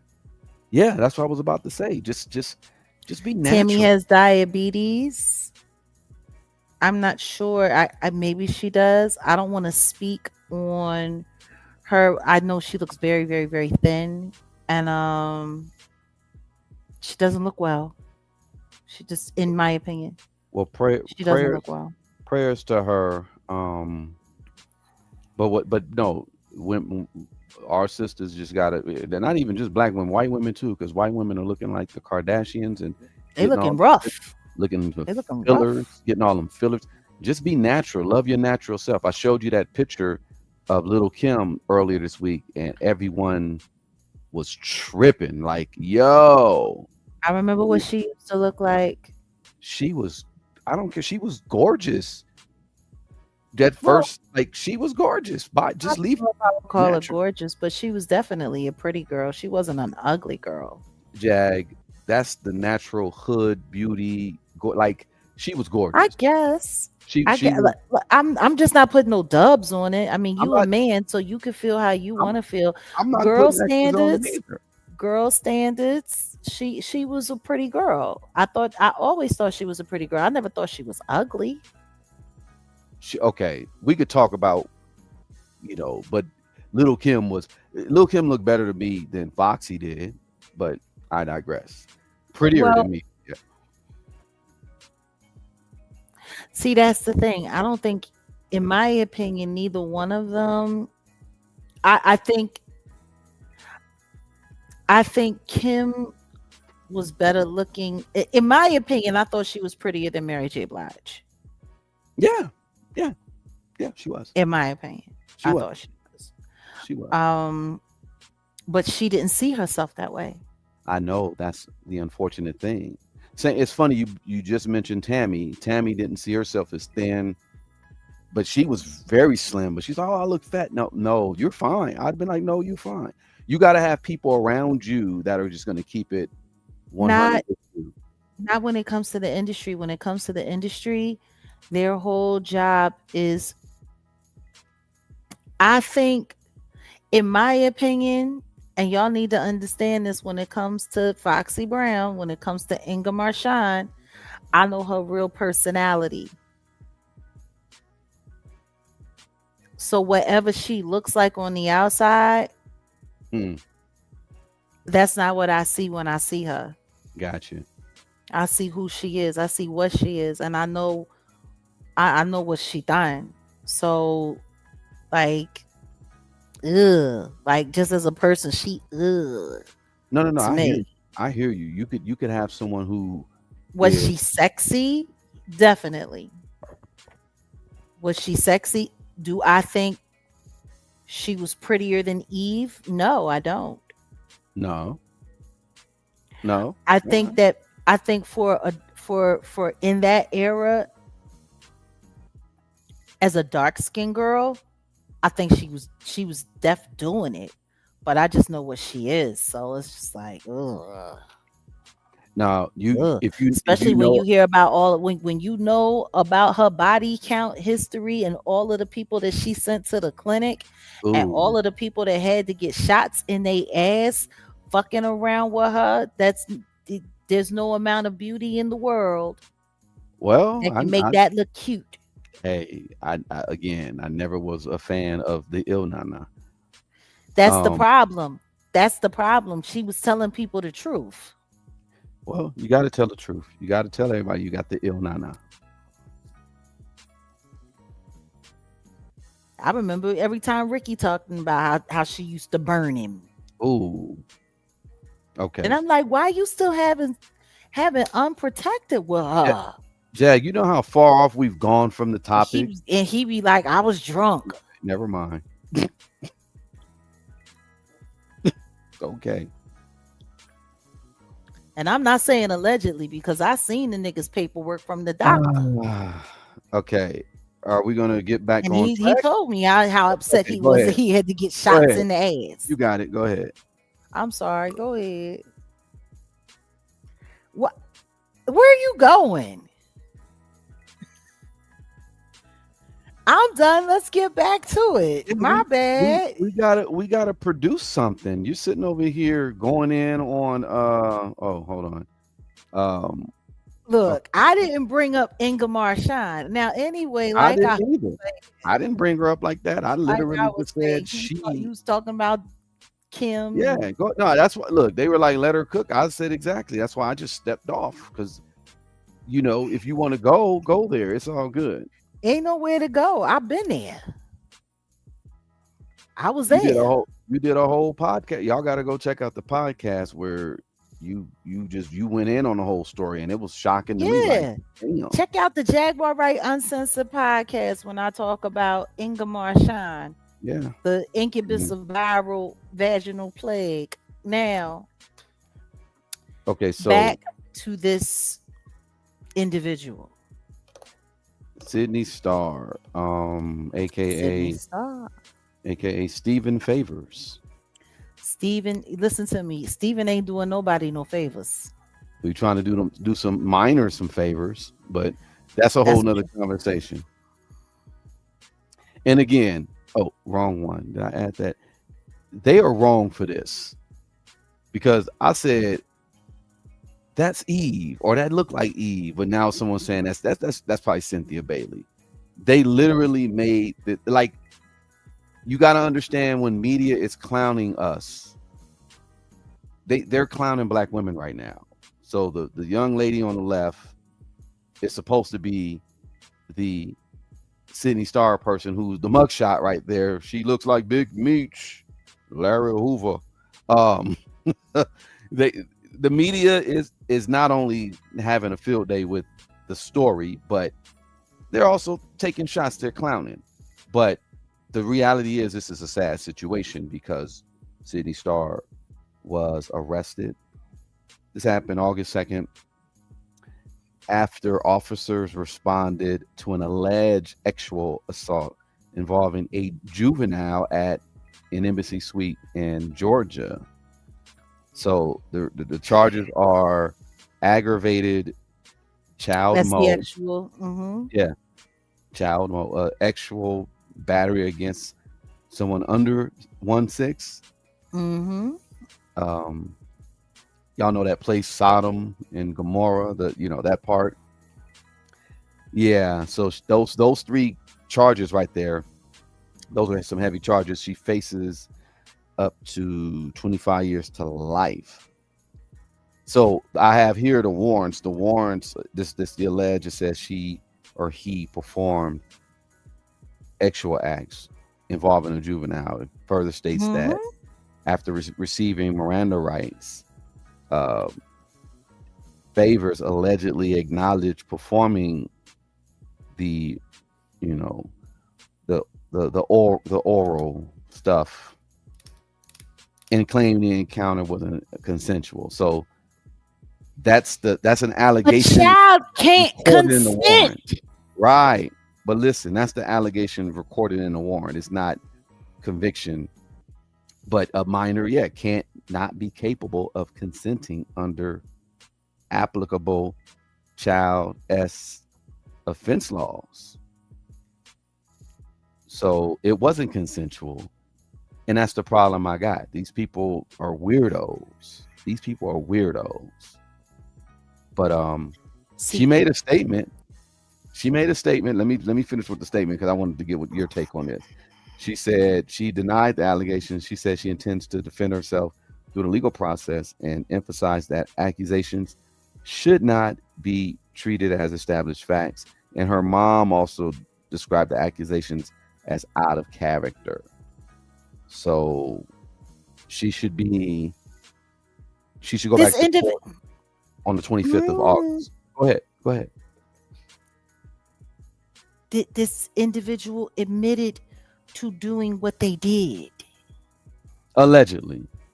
allegedly, but it's written down in the warrant. That's what it said. That's why I pulled it up. Like, and salute, thank you for the gift. I'm still trying to figure it out. Like, it's in the warrant that this person admitted to doing it. The mother is saying that this person, it's out of character for this person. Okay, you're the mom. What else are you gonna say? Oh yeah, my baby a whole pervert. My baby love gobbling up on some children. Mm. Like, why would you admit it? Why would you say that? Why would you agree to it? And even if you don't know the character of your child, 9 times out of 10, your child lied to you, and you're going to want to believe your child, because who would want to believe that their child is capable of doing stuff like that? I So wonder. as far as what the mama got to say, I don't want to hear nothing about what the mama got to say. It I, means nothing to me. I wonder where the father is, because I'm gonna tell y'all Probably one. gone. Probably long gone. That's what I was about to say. Look, they say mothers make the child feel better, and fathers make the child better. So if there was a father in this person's life, I'm sure there would be, yeah, I don't know, just ugh. And then the kids, yeah, like y'all said, protect the kids, man. Protect the kids. Let's start with first things first. This person has a background with being duplicitous, being conniving, being calculating, and being treacherous. What Sydney Star or Sydney Favors did to Chingy and then Yeah, admitted to yeah, later. yeah. You take a picture with someone, then you intentionally lie to ruin their character, to mischaracter them, knowing that it's not true. And then you took the hype from that moment to build yourself up in the celebrity world. Mm. This doesn't sound like a person with morals. This doesn't sound like a person who cares about other people. This doesn't sound like a person who's decent in any way, shape, or form. This Very sounds like a immoral. person, yeah, this sounds like a person is willing to do anything and to do whatever they want to do, however they see fit. I- Like I said before, the LGBTQIA plus community has too many weirdos hiding behind that rainbow flag and those letters. Too many. Meanwhile, you got Saucy Santana shaking and jiggling with Lizzo in a trending short, when just last week it was posted up that that weirdo talking about kids want to f me. Mm. Like, we're letting all of this slide. And then even having conversations, because I recently had a conversation with a young man who at one point in time was living as transgender and then transitioned back because they regretted it. And as we were talking, they were just talking about how they don't tell anybody that most people who do the transition want to transition back. And, you know, I'm sitting there speaking with them and they're just talking with me candidly. And this person is letting me know that they're seeing a lot of demon time at the parades, at these LGBTQIA plus events, people dressing up as demons and devils and carrying on, and how it's making them want to get away from the community because there seems to be a demonic agenda that's hiding just behind that flag. So to have a conversation with a young person from the community saying that this is the kind of stuff going on, to hear Saucy Santana talking about kids want to be intimate with me in a very, very, very grotesque manner, and then to hear this story, it's got me wondering, like, what's really going on? What are they doing? What's the underground message? And I've been saying this. Not everybody who's rocking those letters and who's living that lifestyle is true to that lifestyle. Because I'm going to tell you something that I know right now. A true trans, because I've been around them, had one live in my home.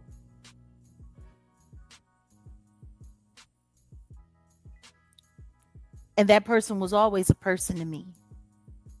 That person, I treated them like family. Still do. Will always regard that person in that way. And what I will say about them is this. You don't hurt children. You don't lie. You don't trick people. Like, none of that behavior was allowed around me. Nor did they want to behave in that way. They had responsible adult relationships. They never lied about who they were. They never lied about their age. Like, I don't know these trans people who do all of this wild stuff, that got all of this wild stuff going on. And to me, it's stories like this that condemn the rest of the community. But the truth is most trans are so used to being victimized, the last thing they're interested in doing is doing it to someone else. Like, you remember when I was talking to you about the whole Silence of the Lambs and how Buffalo Bill was, you know, for those of you who know, the villain, the serial unaliver in that film was masquerading as transgender. But they kept getting denied the reassignment surgery because they couldn't pass the psych eval. And even in that, they were talking about how docile in nature trans people are, how non-confrontational, and they don't go out of their way to victimize people and stuff like that. Like, that's not your typical makeup for someone who identifies as that. So when you start seeing all of this crazy stuff going on, in my opinion, there is a difference between trans and then people who cosplay as trans. Hateful, disruptive people they do an injustice to other people who live that way. It's just kind of sad, you know. It's kind of disgusting to me, and I don't think people are paying attention to the fact that the industry harbors a lot of these weirdos and pushes them out into society to push these evil agendas.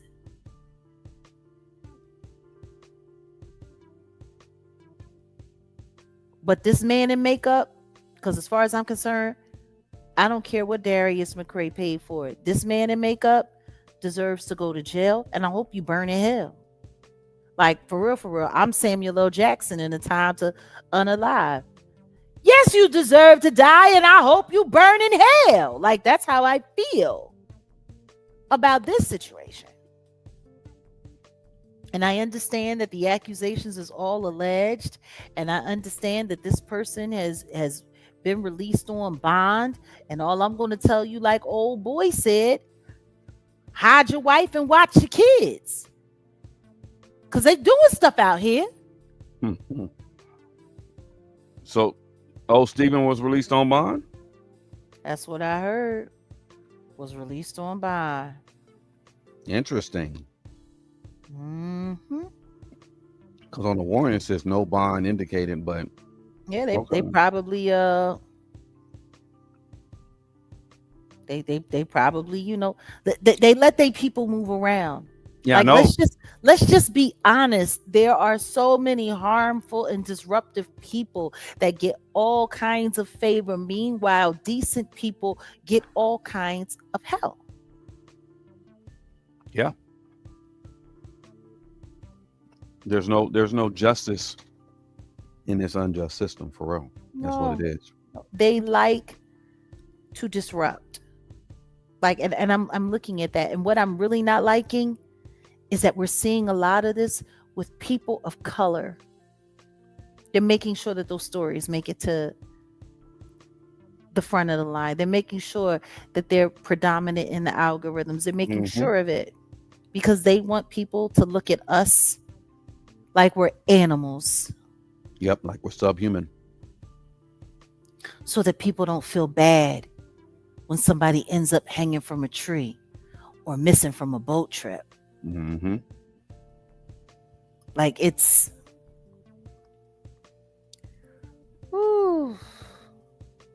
it's just, look, I know Philly is on some crazy right now. I know, like,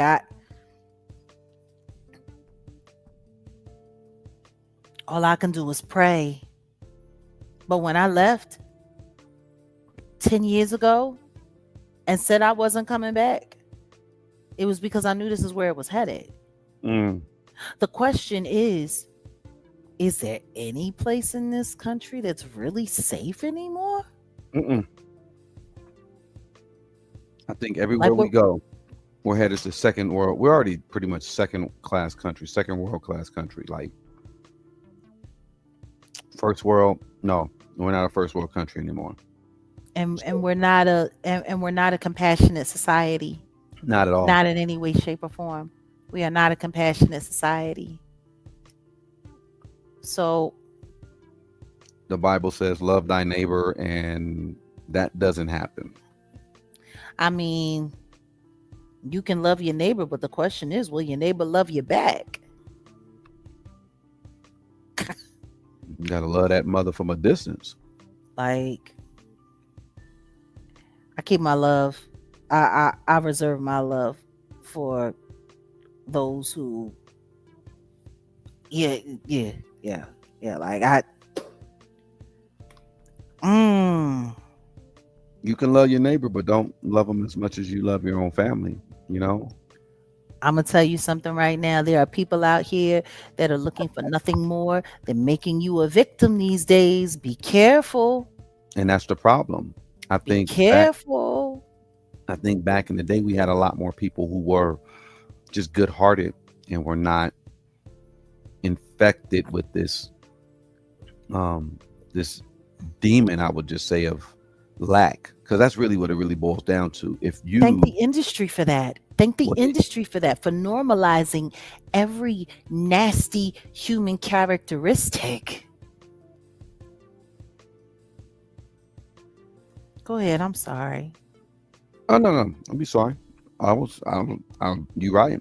We can blame the industry because in the movies and in the songs, it's not, talking about being a good person. It's not talking about, caring. That's corny. Love is corny. Hmm. Being decent, you a sucker. Like Cardi B got a new single or something, and I heard it on the radio while you know out traveling, and it's called Aha. It's the Hmm. stupidest thing ever. Hmm. It really is the stupidest thing ever. But the whole song is just it's not about anything decent. It's not about anything good. And I'm like, do these people have anything else to talk about other than capitalism, sadism, masochism, and hatred No. and gluttony? Like it's just sad the world we're living in. And it was so funny because earlier today I heard somebody playing Frankie Beverly and Maze, and I'm just like, it's nice to still hear that music being played, but in 25 years from now, what will people be playing? Will they be playing Frankie Beverly and Maze? Will they be playing the Isley Brothers? Will they be playing, Earth, Wind, and Fire. like it was, I don't know, to me it was kind of odd. Like I for so many years it's been that I've really like been retreating away from, you know, socializing in large groups and stuff like that. But the one thing that I always used to like was, hanging out with our friends, and we would play music and have a good time and make food and stuff like that. And I remember when I was younger, you heard a certain kind of music, but as the crowd that I hung with changed, so did the music. And like I miss going to a little house gathering and hearing people play jazz. Yeah. Like I remember, we would be hanging out and we would go, and the next thing you know, somebody throw on some Coltrane. But Jag, do you know the science behind that? Bobby Hemmett talks about it, the good master teacher. Mhm. And I think Dr. Phil Valentine talked about it too, but I definitely believe Bobby Hemmett would speak on it in regards to, number one, we were playing stuff off of analog vinyl. I remember, Mhm. I remember exactly what you're saying. And of course, the radio was there, whatever. Maybe somebody had a tape or an 8-track, but mainly it would be vinyl. And when that diamond hits the wax, that transmutation is something magical, and the feel, the natural sound, because I mean, it's sound transmitted from a needle to a plate, and it vibrates, and that's how we get the record to play, and you hear it. And they were like, I think Bobby Hemmett was breaking it down like, back in the day we would go to work Monday through Friday, put in that grueling work task, and on the weekend you had your gatherings, you have your drinks, and then you would play records, and it was healing. Number one, we're communal people anyway, so we like to get together, but it was also like a form of healing because we were listening to natural sound, natural vibration, and you're conversing with people, and you're dancing, and you're having a good time. It was a healing process. We To don't not have that hear anymore. Stevie Wonder at a black house party to me is weird. Oh no, no. Um Stevie's gonna be in everybody's playlist. Yeah. Okay, well then let's be clear. Let me tell you what I didn't hear at a function that I just went to. I'm gonna tell you, there were a couple of things.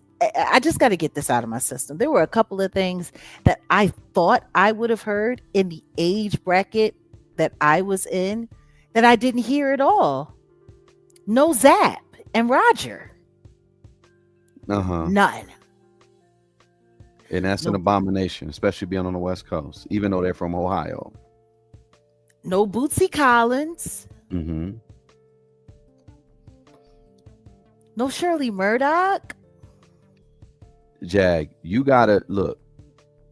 You were not around, and these people were maybe what 50, someone maybe close to 60. So look, the let me I just couldn't believe that I didn't hear more bounce to the ounce. let me Not once. what's the song? Hold on. No Go ahead. NWA. No Master Ace in the INC. No. I was surprised that there were just certain things that I didn't even hear the Chronic. I, I was just surprised. Do you remember that song? Tear It Down by Blue Magic. Yeah. So when I was coming up, that song, shout out to Jaguar, he sampled that on his joint that he had called Focus Daily, an album he called Focus Daily. And it was a sleeper kind of song. It wasn't like the one that they promoted, but it was a dope song. And I was like, this sample is hard. One day I'm kicking it with, family.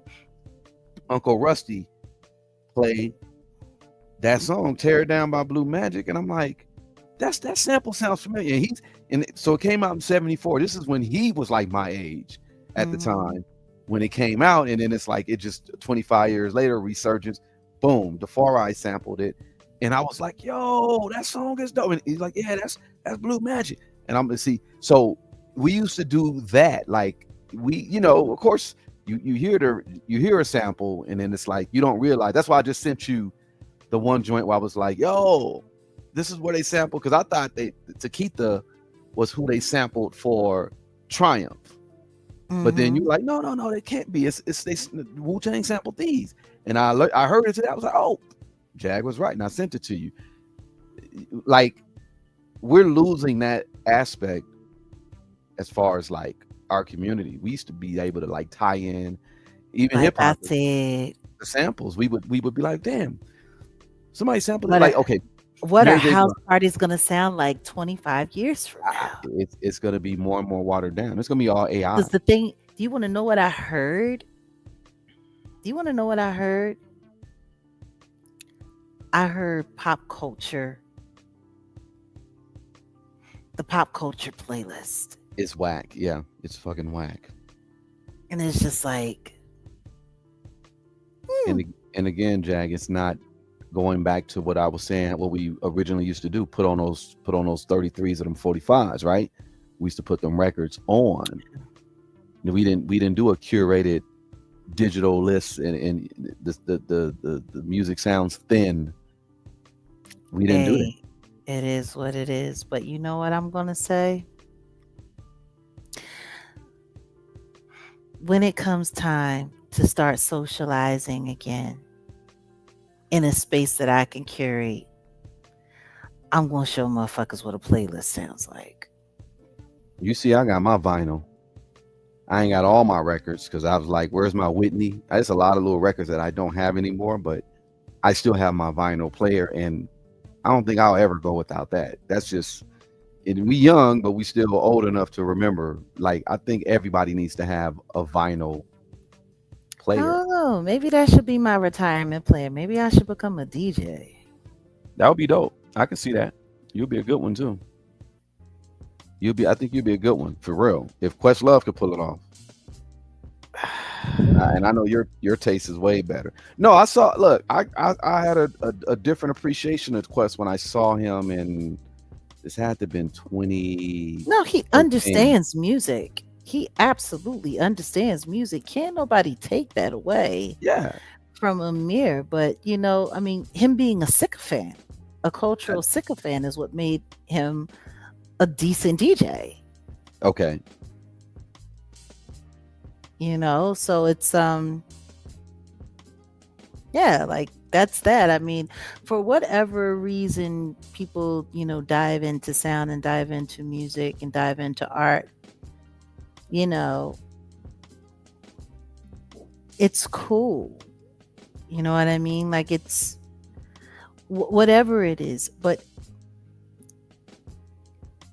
I'm watching just history. I'm watching culture be erased, and I'm watching the culture and the history be replaced with a bunch of deviant, degenerate, whack shit. Yeah. And it's just letting me know that they're killing what's left of the heart Mm-hmm. so that they can have complete control of the mind. There you go. And yeah, man.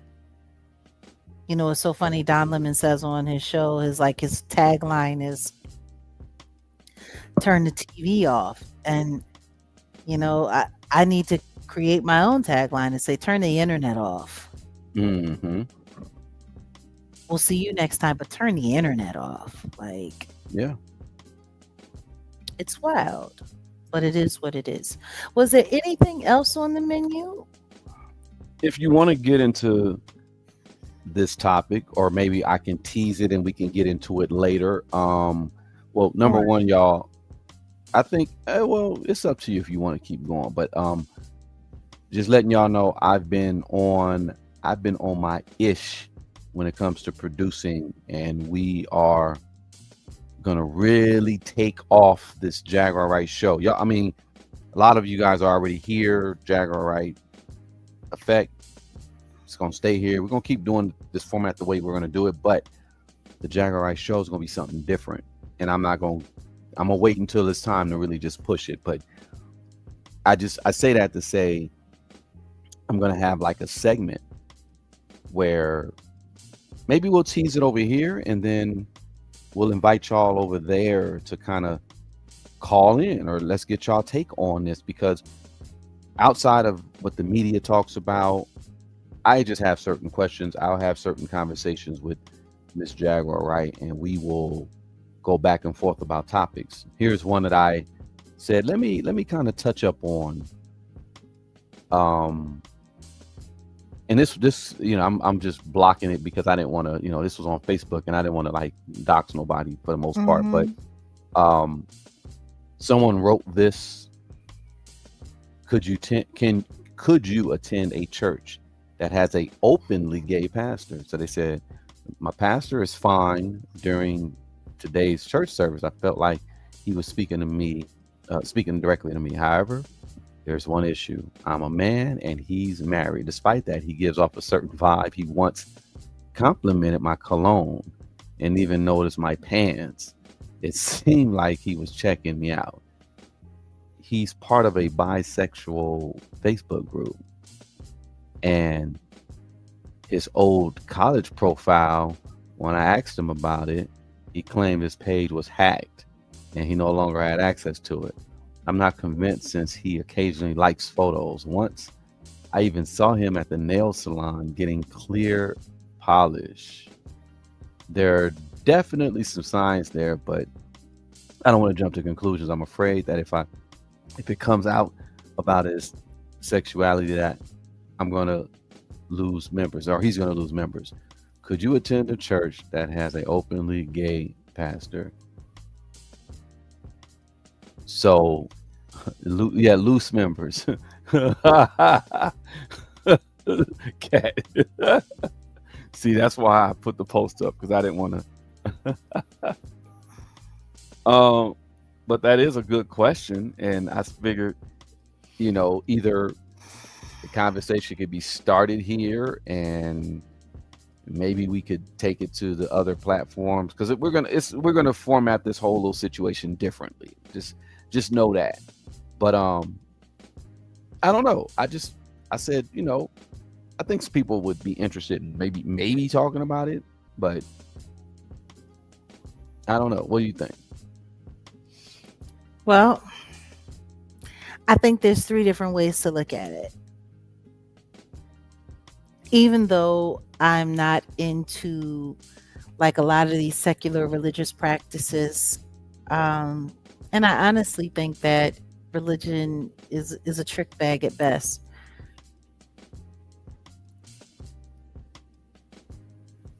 We shouldn't be focused on the intimate relations and the orientation of our religious leaders. Matter of fact, it shouldn't even come into play. It shouldn't even be in our minds, as far as I'm concerned, because that should have nothing to do with the spiritual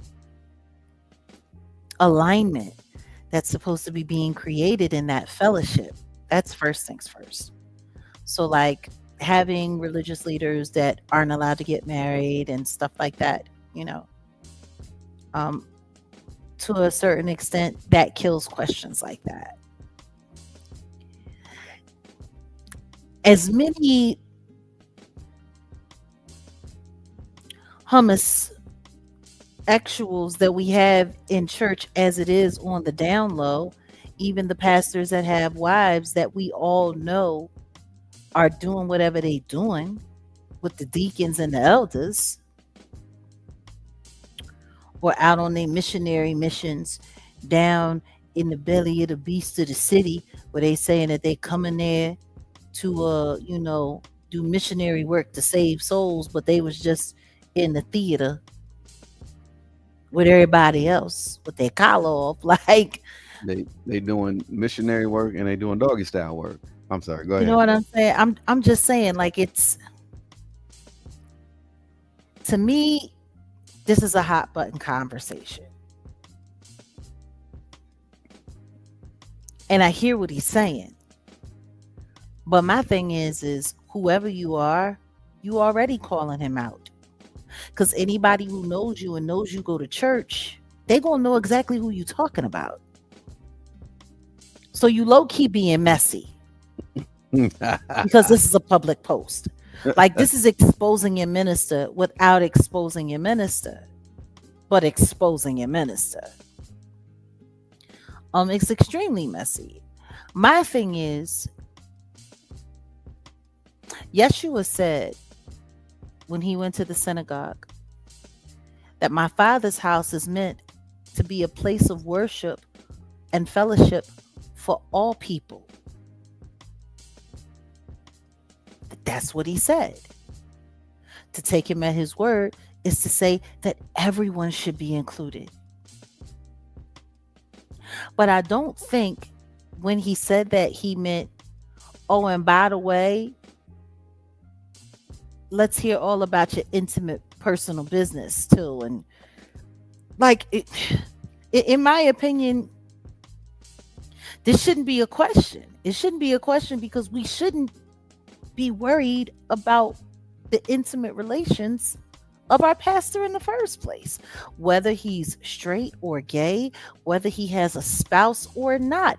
It should not be involved. Like, it shouldn't even be in our minds. Like, you know what I'm saying? Like, it's like people who try to say that little children are of this orientation or that orientation. Like, that shouldn't even be on our minds. I don't know. Does that make any sense? Am I Yeah. making No, sense? no, you're making sense. Like, it shouldn't be a conversation. I don't want to know what my pastor's intimate life is like at all, straight or gay. I don't want to know. I don't want to have images in my mind of you having your partner, whether female or male, bent over, and you're my religious leader. Like, I don't want to know about that. Why should that even be a conversation? More importantly, let me dig in the backside of this person for a second. Oh, God. How do we know you're not projecting? You know, there are some guys out there who are on the down low, because this guy sounds like he's on the down low a little bit. And there are some guys out there that just want to make everybody gay. Like, I know some dudes, they can make anybody gay. Remember that channel that I was showing you? Yeah. Yeah. And everybody was gay. Even the guys that were straight, everybody was gay. Hilarious. That was so funny. So my question is are you going to church because you want to trick off with your pastor? Or are you going to church for the Lord? Because he said, you know, he made mention of my cologne. Maybe he smelt it and thought his wife would like it. I mean, yeah, he was kind of, yeah, because I saw him at the nail salon. You saw him at the nail salon. Well, what was you doing at the nail salon? And you know, he be giving me a vibe. What vibe do he be giving you?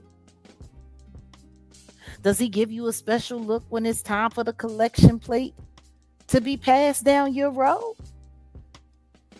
Like how was he gave you a look?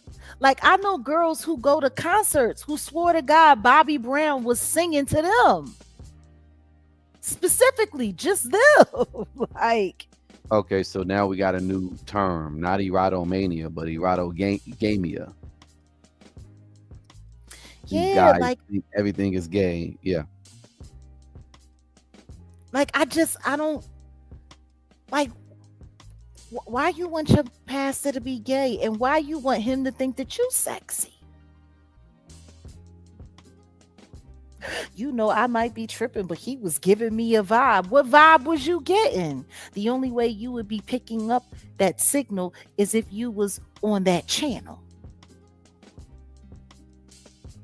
See, you can't pick up that kind of signal unless you're on that channel. And I'm sorry, did he make it clear in this post that he's a gay man? I don't think so. No. No. And not fine. As they used to say back in the day. I'm just like, yeah, I don't know. I don't know if it's him or the pastor. But what I will say is this. If you're going to a church where that pastor isn't feeding you to the point in your spirituality where all you can do is walk away looking to have gossip for your Facebook page, you should probably switch churches anyway. Because when I go to church, what I'm not doing is lusting after the pastor. I'm there to get a word. Like, I'm there to get a sermon. I'm there to get a message. My, intimacy switches and the channels is turned off. I'm not there for that.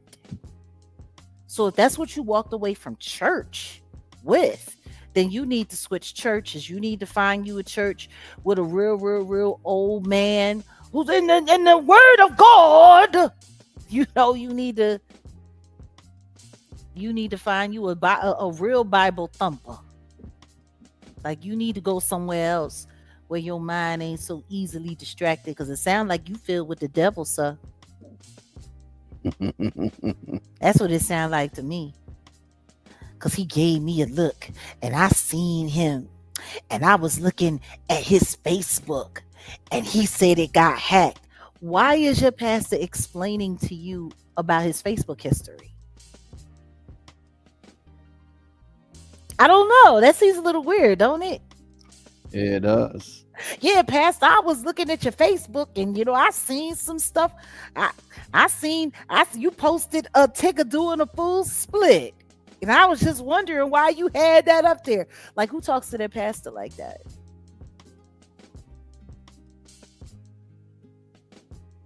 And what pastor would answer?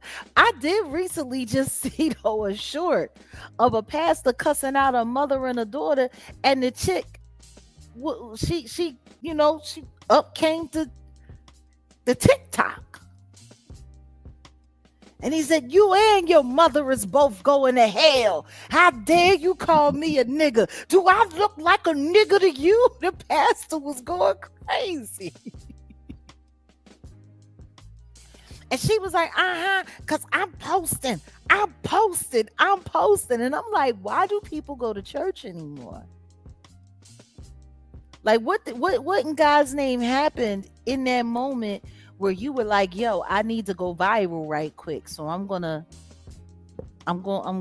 film my pastor talking crazy. Because apparently they called him a nigga, and he to the pits of hell you will both, you're going to hell, you and your daughter. And it was funny because when he was about to start explaining what they had done, that's when she turned the camera off.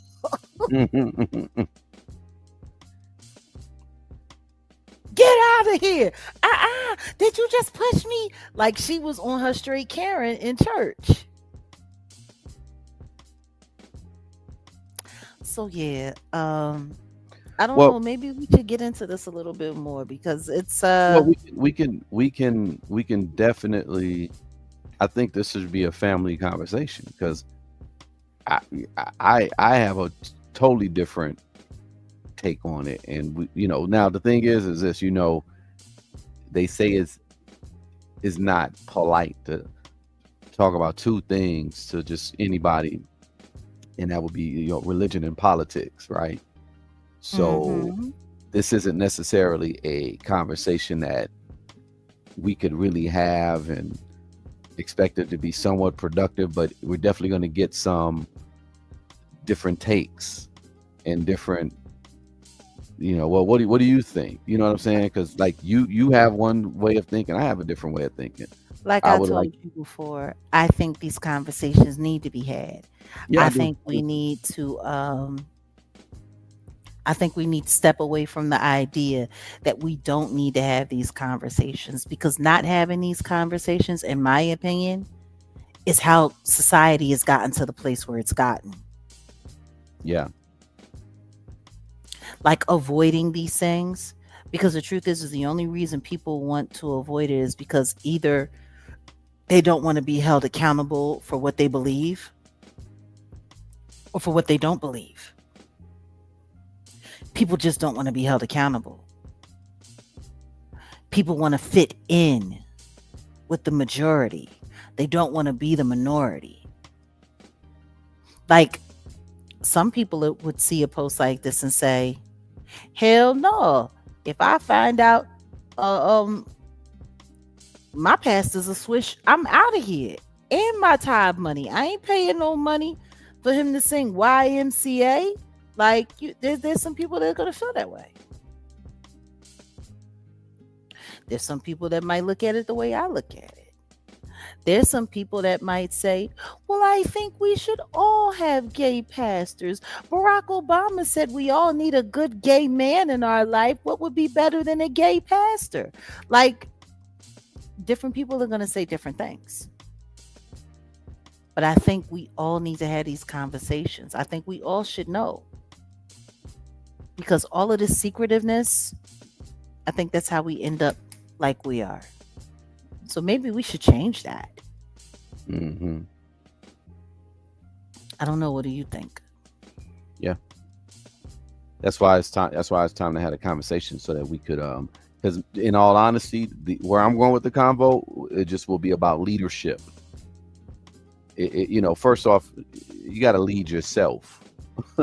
So that's one. But, if you're going to go fellowship and stuff like that, then, who is the leader, or is the idea the leader, or the person is, because in all honesty, I'll say it like this, Black folks, we're so used to having a quote unquote leader when number one, I agree with, like, I think Tariq Nasheed was talking about this, and Gus T. Renegade from the Cows will talk about just having a code as the leader. It doesn't necessarily mean one person is the leader. It's what are the principles? What are the ethics? You know, my main thing is I'm gonna rock with someone if you're not doing nothing illegal or immoral. There's been a whole lot of things over the past couple of years where if I would have just been okay to something illegal or immoral, I would be put away somewhere. I'm not Charleston White. I'm not 6'9". They just waiting to have and put me away somewhere. No, I don't rock with anything immoral or illegal. I know pastors who will go ahead and let something illegal or slightly immoral just pass because, okay, well, you know, I'm going to reap the benefits of it because this person is going to get, instead of them, you know, them making $45,000 a year, they're going to be making $245,000 a year, and I'm gonna get that 10%. So okay, I'm gonna look past the immoral and illegal stuff that they did and not tell them that they're right, that they're wrong, and just let them do that or whatever. You get what I'm saying? So yeah. My main thing is, again, I'm gonna go with the legal and moral, and we as a people need to not chase after leaders.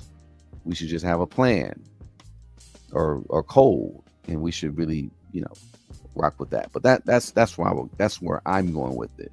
And I'll get deeper into this topic, but I think I want to hear what the people have to say to you, because, you know, the way we'll set it up is might have a call-in line. You call in and you just, you know, you let Jag know what you think.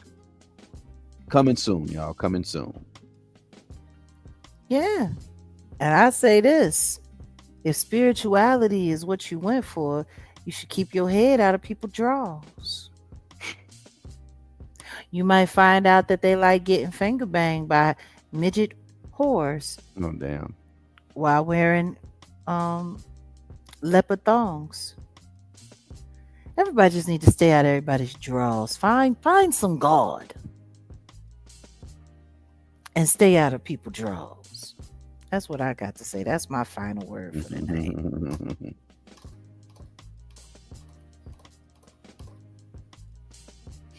On that note, I'm Jaguar Wright. Wolfgang Amadeus, as always, it is a pleasure. And yeah, until we meet again. Oh, you know what we didn't discuss? What's that? We'll do it next time.